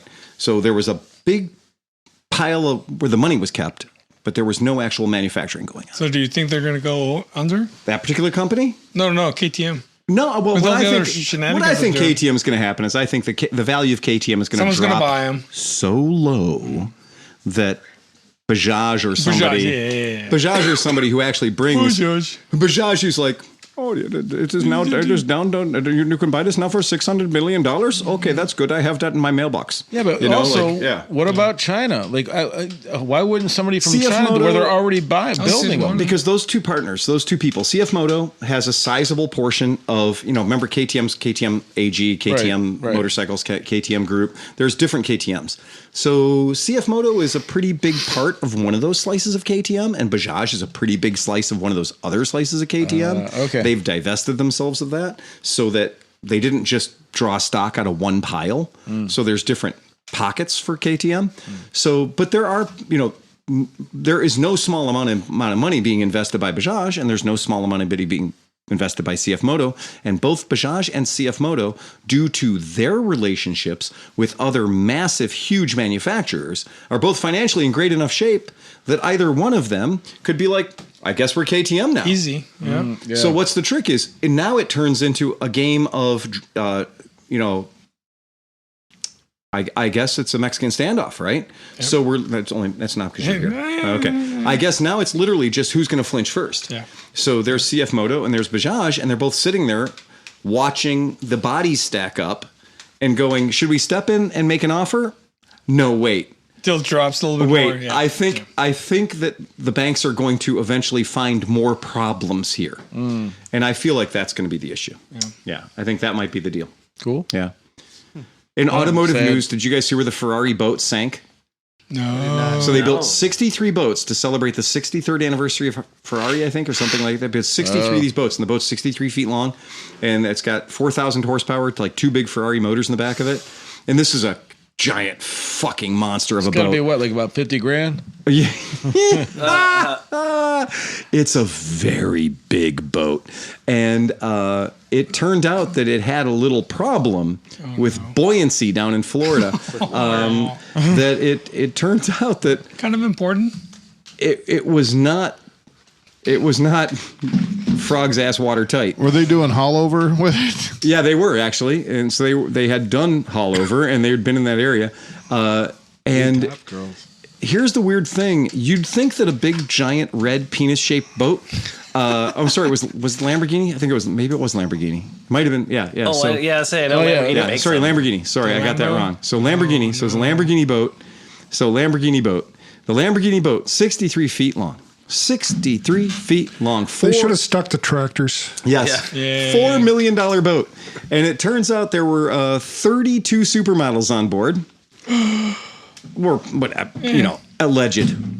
supermodels. OnlyFans. There was a lot of butt cheeks. There was a lot of thongage. If you look at the video, there's a whole lot of thongage. But in any case, they should float. The extreme buoyancy. Extreme plastic. But it turns out that boat, 63 feet long, I thought that a 63 foot long boat would be able to hold 32 models, buoyant people, right? But it turns out it can't. It turns out that particular boat is not designed for mass transit. I did see It turns out that boat is designed for really rich assholes.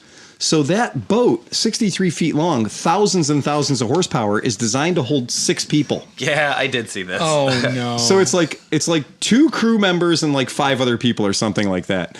And the long and short of it is they had about 26 too many people on board. Where's the picture? I'm pulling it up right now. A friend sent this to me this week, but I didn't realize it was a Lamborghini. We'll bring this up for boat. you guys at home. Is that a video or just? I can't show the video for obvious reasons. You can. Just don't play the audio. Yeah. Oh, okay. Just Well, mute then it. I'll do that. Yeah, that's great. Yeah, we'll mute that. I would like to see all the right. Bottles. Yeah. There we go. Bobbing for supermodels sounds fun. All right, we're going to skip this. So and the then people that are listening, we're just looking at We're just gonna commercials look at this picture. right now. All right. Oh, here's a boat. So there's a rescue boat coming on scene. Yay! Here comes the Miami-Dade Fire coming in to rescue some shit. I bet you there's some really horrible things happening. I bet you somebody. Oh, there's a very expensive boat doing a wheelie.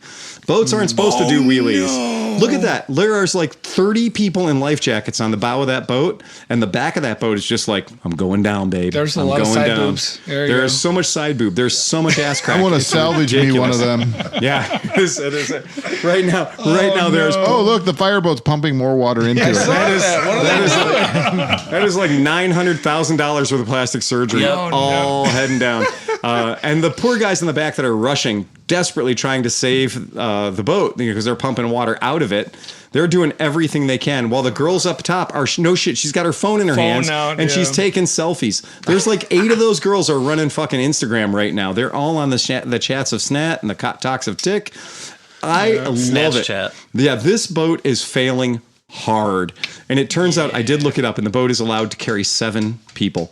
And so whoever rented this boat or leased this boat or borrowed this boat or got hired this boat for the photo shoot of 32 models did not bother to read that just because your boat is 63 feet long means you're not allowed to have 36 people on it. Yeah, they kind of fucked up. You know what, though? They did. This guy never heard it's not the size of your boat. It's the motion in the ocean. It's the motion of the ocean. And this is one of those things where there's a lot of guys in Miami that are illegally running charters for Instagram, for influencers. Yeah. And the Coast Guard has been jumping on their boats and saying, hey, look, you're running an illegal charter here. Like if you're running a charter, you're moving people for money, you got to have a lot of safety equipment. You got a lot of safety training. You got to have a lot of stuff. You can't just be a guy with a boat who's leasing it out for $50,000 today. So, Becky can go out and take her, Instagram shots or whatever. What do you think, Pete? What's that boat doing? Is they just trying to keep the gas slick? I don't know what they're doing. I was looking at or they have the pump primed and ready to go if it catches fire? I'm sorry. That's me dumping more water onto the situation. No, I think those firefighters are just like, yeah, we're pumping the water out of the boat. Sure, we are. They're like, these girls weren't wet enough. I love how they're all still perched up and taking fucking glory shots and stuff. That's a different boat. That's a different boat. You're right. Yeah. No, the other boat are truly the devils who are like, let's get a shot of me with a fucking sinking Lamborghini boat behind me. Oh, those are a lot of booties. So there's so much ass on that thing. It is tons and tons of butts. Look at the club lighting going on in there. Oh, the club lighting. And He's still wiggling her. Oh, man. this is my point, right? This is my point. When one of the Marine guys that I watched said, apparently this was. That's How you doing? He was saying that apparently this was a meeting of the Mensa team. Yeah, the Mensa members were on Right. the boat. That is an interesting thing. So before you get on a boat, I did one time get on a 35-foot Sea Ray with twin diesels. And my friend had invited me to go on, but apparently my friend had also invited everyone to go on. I would say this guy's in a real conundrum. I don't think he got consent. Not that one again. Michelle and I got on this boat that was way overloaded. As in he's getting On its done. way to Mackinac Island. And Michelle and I were like, wow, I think maybe there's too many people on this boat. And there were well over 30 people on this boat. And I said, so, Michelle, I'm just letting you know, I'm going to be back in the back of the boat, above the motors. I'm not going below decks. I'm staying out here where I know that when things go ugly, I can just self-deport myself. Yep. I can just literally unass the AO right quick in a hurry. Right over the side, me and the PFD. Been nice to know you. I was the first wet guy on that boat because the last thing you want to be is the last guy. You don't ever want to be the guy who's like, yeah, I don't want to go in the water. Go in the water. It's fine. Yeah, I think they are definitely pumping water back into that boat for what it's worth. Yeah, that looks suspiciously like they're not getting it out of the boat far enough. But I also think there might be a chance that they're doing some diesel mitigation or gas mitigation or something like that. Yeah. What did John say? The solution for pollution is dilution. There you go. There's some dilution happening there. So anyway, 32 rescued in a Coast Guard rush. Yeah. It makes me so happy. They're going to sink the rescue boat. Oh, no, that rescue is a giant rib. Did you see there's 900 Hurspers on the back of that rescue boat? What? Yeah. There's big three Hondos on the back of that thing. The Cleveland Fire Rescue boat went down, almost did the same thing that was doing. Oh, no. Because those motors were mounted to a big float on the back, and the one thing popped off, the access to it popped off. And so really? It filled in. So there was actually another bulkhead mounted to the back of the boat just to help support the motors. Yeah. And then so it did the same thing. It was because sometimes they'll convert an inboard with an outdrive. They'll convert that to a transom that has outboards mounted to it, which has become more popular. Oops.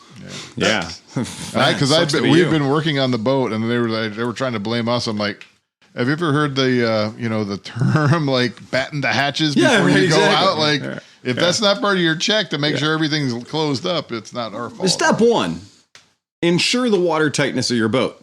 Like, I'll admit it, I sunk a 1200cc supercharged jet ski. I did that.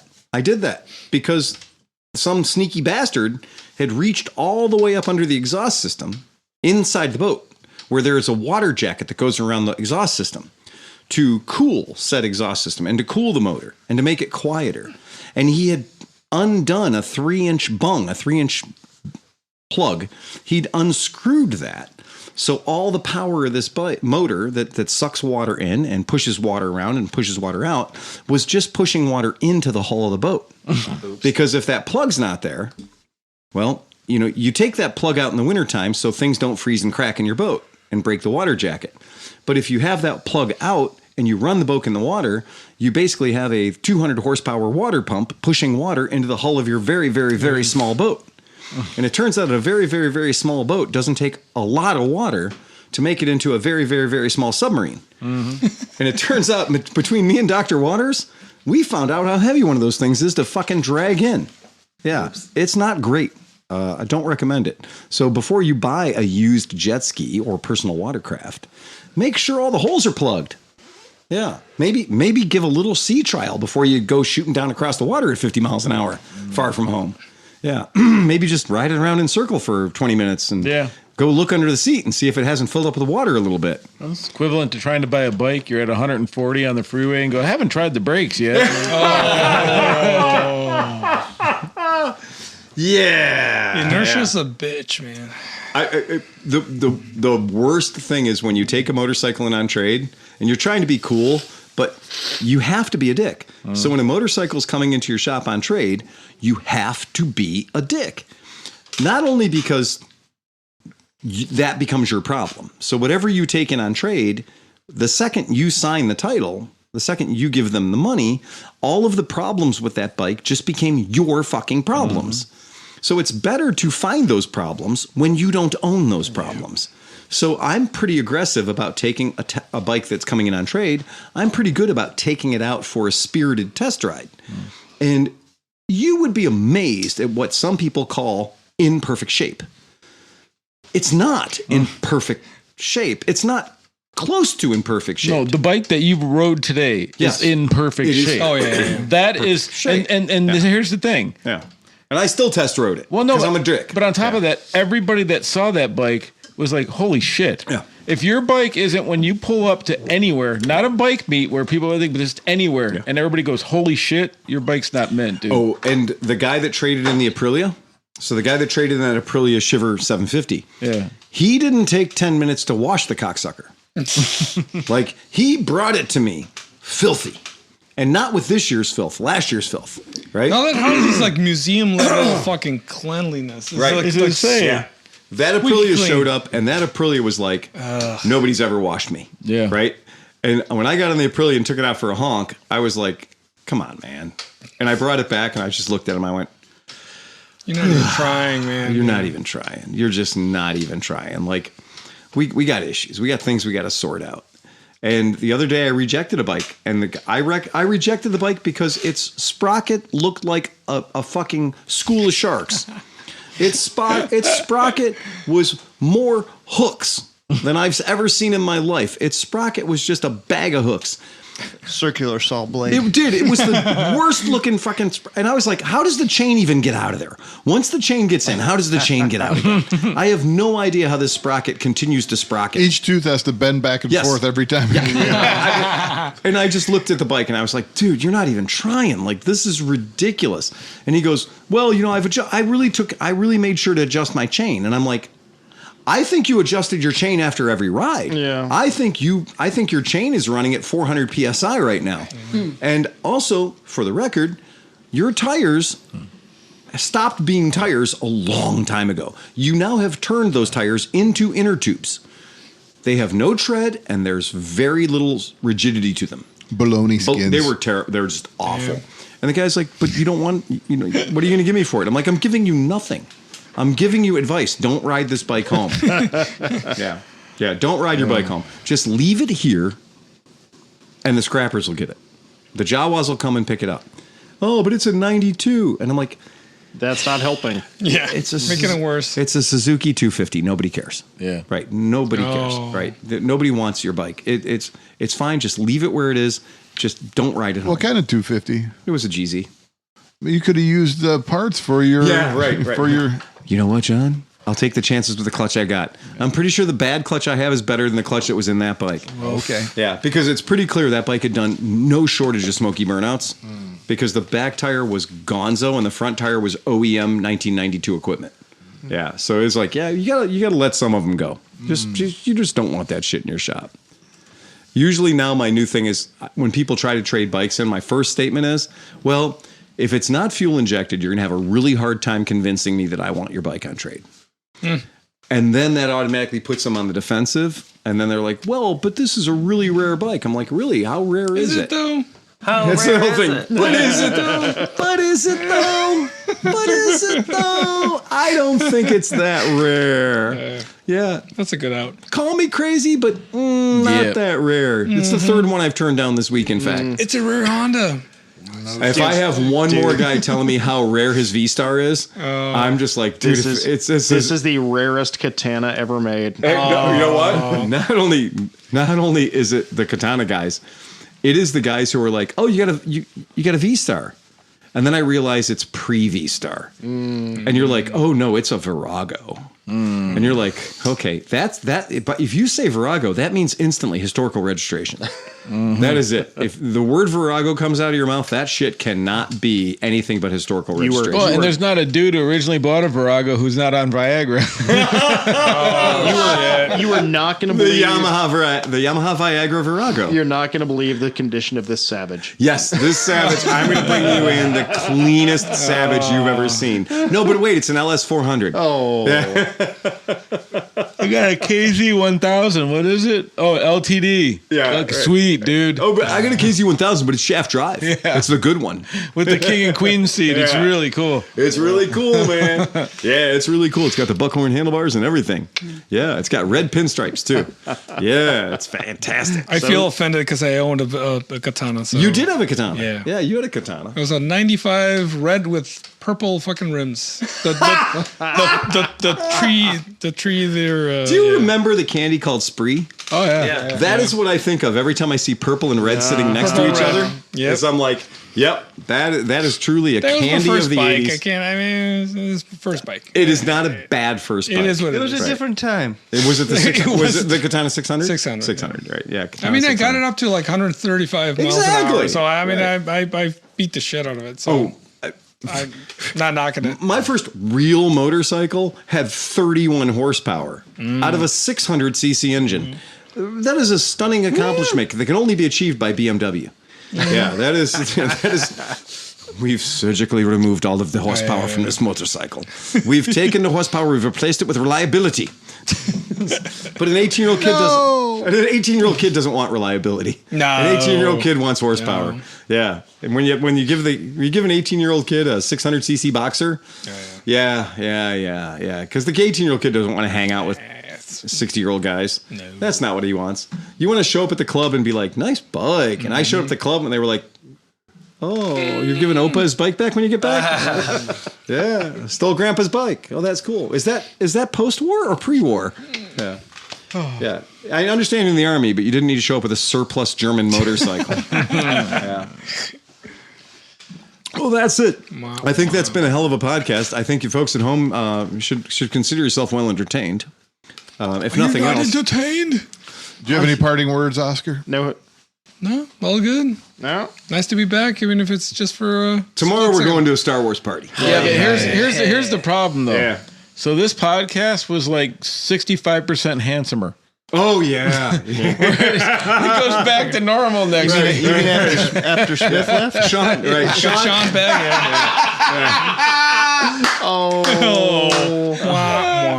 It's okay. Chris doesn't listen to the podcast.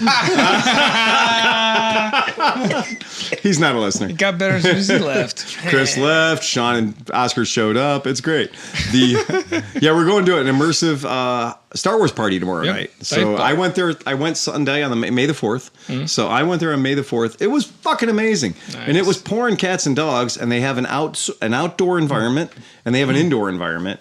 And despite the shitty rain, it actually added to the whole creepiness of the thing. The whole swamp situation with Rain in the desert. Baby Yoda and everything. Well, outside. it was weird because it's supposed to be Tatooine, but it's pouring down rain and it doesn't do that at Tatooine, and so people are just kind of roaming around being like, "It's a miracle!"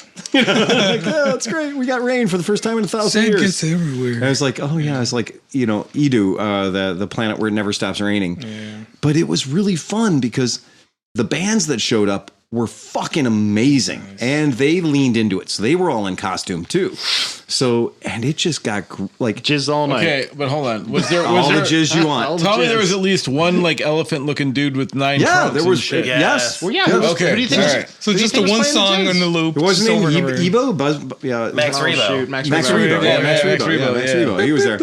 Well, what was funny is my friend Kyle came with me, right? So Jedi Kyle comes nice. with me. She shows up a little late in the game. And they have, the whole place is like, it's not fucking around. But then they have little Easter eggs hidden places. They have this like weird shit. Now, any of you guys who watch Star Wars will know there's a point in the movie where somebody has the plans for the Death Star. Mm-hmm. And they've put them on something the size of a playing card with a gold circle on it. So many boffins. So many boffins. And they are trying to get these plans, and Leia ends up taking the plans and putting them into an RT unit, an R2 unit, and that's how the movie starts. So we're dancing on the, having a great time, the bands. Everybody's got Nerf blasters. We're shooting the shit out of each other. The guys on stage are just furious. They've taken so many shots to the eyeballs, it's ridiculous. If you're on stage there, wear safety glasses. That's just what I'm saying. Protect yourself. Chicken wire. Yeah, we can't be counted on to not hit your eyeballs. It's a Nerf. We're making contact. Anyway, Kyle's like, and she's like, oh, look what I found. And I'm like, holy shit, you just found the plans to the Death Star. And she goes, what? And I was like, those are the plans for the Death Star. So part of the fun of this game is they just kind of pepper the area. Oh, shit. And then you can use that to trade. Ooh. And so I was like, you have the plans for the Death Star. And she was like, yeah, whatever does that mean? So I'm like, no, what that means is, and so they have an actual Sabat. It's a lot of bargaining power. Yes, you have all the bargaining power. It is the Ace of Spades, right? So they have a Sabat tent where if you know how to play Sabat, you can go and play Sabat and gamble for Imperial credits and stuff like that. And and you have to check your weapons outside. You're not allowed to go in the Sabat tent with your guns on because that's how bad shit starts. Ask Lando. But she has this thing, and I was like, no, you need to go up to somebody and like tell them, be like, look what I have. Yeah. What will you give me for it? So our mission tomorrow night is, I know where she found that. So we're going to kind of go back and check some shit out. Because if we find something of that value, we're going to barter that into all access, the VIP room. Hell yeah. Because that's where they got the good Twi'leks, right? That's where they got the like. Ooh. Yeah. Right. Give me I'm all about a girl with head tentacles. The non-Claremont lounge. Yeah, right. Exactly. Yes. Yeah. Yeah. That's where I want to be. I mean, tentacles, This sounds fascinating. Oh, where's this at? I want to make sure I avoid it. Yeah, this is in deepest. Keep talking. Deepest, darkest Detroit. Yeah, it's really good. At some point somebody's going to have one of those like splorch things. I was just ready to say, break out the splorch. What is it? The ovipositor? Ovipositor. Yeah, I think that was a whole costume. I think there were a lot of people. In fact, they do. They instead of having a costume contest, what they do is they call people up on stage and they say that of your species, we have decided that you are the most attractive of your species here tonight. And then they do a dating game up on stage and they force you to do a dance off and they pick the two people that they like the best. It's a very silly way to do a costume contest, but they force you to dance and do like a dance off. And it was really fun watching people sort of be like, oh, I think it would be great. And like the idea is like they're going to pick two people or two beings and they're going to put those beings together. And they're like, and you can now go raise a whole new race of people or a new species of things. I thought it was really Do you get to consummate the pretend marriage? Sounds like an orgy. Oh, there was an anglerfish. There was like an angler lizard being that was there. And I'm just going to say she was into it. Nice. She was into it. I think she may have gotten oviposited before she left. Nice. Yeah. Wow. And there was a 6'3" Scythian woman that was like if Darth Maul was sexy, if you can imagine that. The people do lean into this. Like you don't show up and like half-ass it. Like I showed up and all my stuff was like clean and looked like I like planned a costume. And I was like, no, fuck you. You need to be dirty. Like tomorrow I'm going to dirty my shit up. So the 0.5 thick, like plastic punched out C-3PO mask with the plastic suit wouldn't go over? Probably not. Okay. No, the 70s Halloween costume. Right. Yeah. I get it. With the rubber strap in the back. You'll be like, I put so much money, I put so much time into my ultimate Kylo Ren costume. I've got my shit dialed in perfectly. I'm going to show up and I'm going to be the coolest guy there. And you'd be like, no, there's 19 Kylo Rens. So what you're saying is you got to pick the most obscure motherfucker in the whole show and just master that guy. So it turns out the guys who do this good, they want to be Tatooine mechanic number 5. That's what I was thinking. You want to be the ultimate background character. Yeah. You want to be like the dirty guy at the bar. And that's the best. So if the guys want to show up and be the hero, they want to be Ben Kenobi, they want to be Luke Skywalker, great. Fucking more power to them. Because think about the work. You got more honor into just getting on your grubby overalls. Kyle showed up in a pair of a blue jumpsuit, white motorcycle helmet, rebel medallions on the front of it, right? And came in with a pair of work boots on and like straight up like, yeah, you blend. I mean, one of my jumpsuits does have Onaka Transport Solutions across it. Exactly right. What I'm saying is less is more, people. Less is more. Think about the effort too. Right. Like to be one of the main characters, right? You better be able to impersonate the motherfucker. You'd better own it. Yeah, you'd better own it. Yeah. Dude, I'm walking down like a guy. You better throw baby fits all night long if you're Kylo Ren. I'm just showing up doing my thing, walking down one of these crazy hallways. It looks like I'm inside a spaceship, and they do a great job of that. And this guy comes up to me who is 300 pounds of beef, and he comes up straight up bounty hunter and has a scanner, and it's like does an eyeball scan on me, and he's like, I'm collecting bounties, and I was like. And by that point, I already had my pistol at his dick. And I was like, back off, cowboy. Like, I don't even want to find out where you take people. Mm-hmm. He's scary. Why I know he's scary? Because he's the guy that at Theater Bazaar has 18 fish hooks in his back and swings from the ceiling. I know that guy. We know that guy. Yeah, we know that guy. He's terrifying. He's terrifying when he's hung from the ceiling. Because... it's one thing if you're $120 and you're hanging from the ceiling like all the other ones do. There's all these twinks hanging from the ceiling. That's adorable. Sean's no big in deal. now. Yeah, okay. I get it. But he's a 300-pound human being hanging from fucking hooks from the ceiling and swinging and inviting people to swing him further. Yep. And I'm like, so when he shows up and I recognized him and I was like, well, I know what this guy's up to. I do not want to end up wherever he's going to take me. So I was just like, please let him play along and think that this Nerf blaster might actually be able to shoot him. Let him be in character enough to acknowledge I got the drop on him. And he did. He backed away and he goes, all right, you can go. You should have got on Ewan McGregor's bike and sped away. Nice. Dude, there were fucking 4 Obi-Wan Kenobis there. And one of them I thought was like, I think this guy has special facial reconstruction surgery just to be Obi-Wan. Because the level of commitment, there's this whole 501st Legion thing of guys that like make a $5,000 suit of stormtrooper shit. Like they're into it. I think the most if you could find something that could be one of the holograms. Like that would be a fucking costume. You're just like, shit. Well, in front of the DJ booth, they've got a hologram screen up. So it's the whole band of like all those big-headed guys. Oh yeah. And so, but behind him is the DJ, but you can't really see the DJ. So it's really cool. It's like nice. It's 3-dimensional band playing. There's a lot of cool shit going on there, and the drink menu is fucking good. I just like the fact that like this is the result of people that in their 20s were like, I want to make our own world someday. Yes. And now that people have the means, they're making their fucking own world. Exactly. And it's fucking great, man. And it's like the rest of the year, this is an art gallery, a warehouse type art gallery in Detroit. And for a couple of weekends, they unload 5 or 6 shipping containers full of Star Wars. Nice. And, they create an environment that has a dance hall, a bar, all this cool shit. I have a question. Yes. Knowing that Disney is a cocksucker. Yeah. Is this billed as like Friends of Star League? It is just Space Dive 313. It is just, that's what it is. It's Space Dive. That's what it's called. Look it up. It's really cool. And yeah. Okay, all the marketing shit this year. Do you remember the Star Wars playing cards when we were kids? Yeah. The one that had like a little border on it and stuff? I have them. You do? I have a whole box of them. Yeah. All of their... I have the stickers, a whole bunch of stickers. You do? Yeah. All the swag, all the stuff, all the promotional material for this year was those cards. And then for the big posters you stick up on things, they were like those cards, but this big and like made of the right cardboard and feathered edges and like kind of distressed. And I was like... this is what happens when you said it, when the arty guys, the arty girls have a little bit of money and want to really dedicate themselves to something. Nice. And I give a lot of props to that because I love it because it shows passion in something. There's not a lot of people that have passion for things anymore. Yeah, they just like, go along with whatever. Or if you're like, oh, I'm a Star Wars guy. What did you do? I watched the movies. No, there's a 3-dimensional A-wing fighter right there in front of you at full scale. Like it's not small. Oh, you guys are making me homesick. Yeah.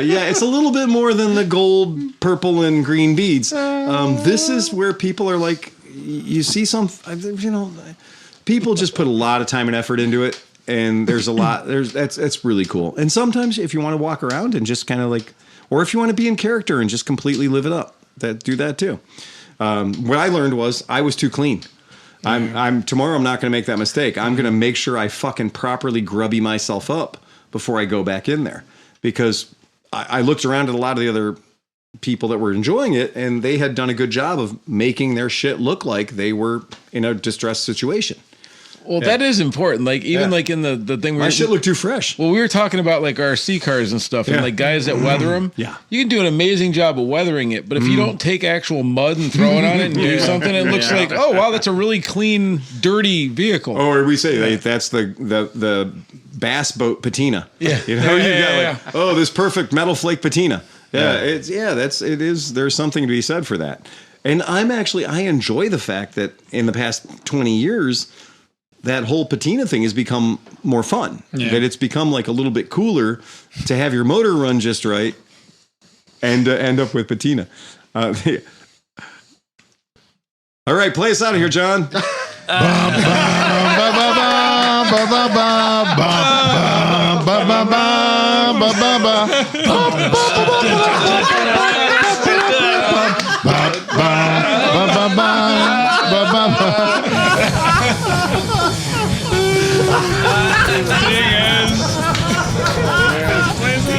That was great.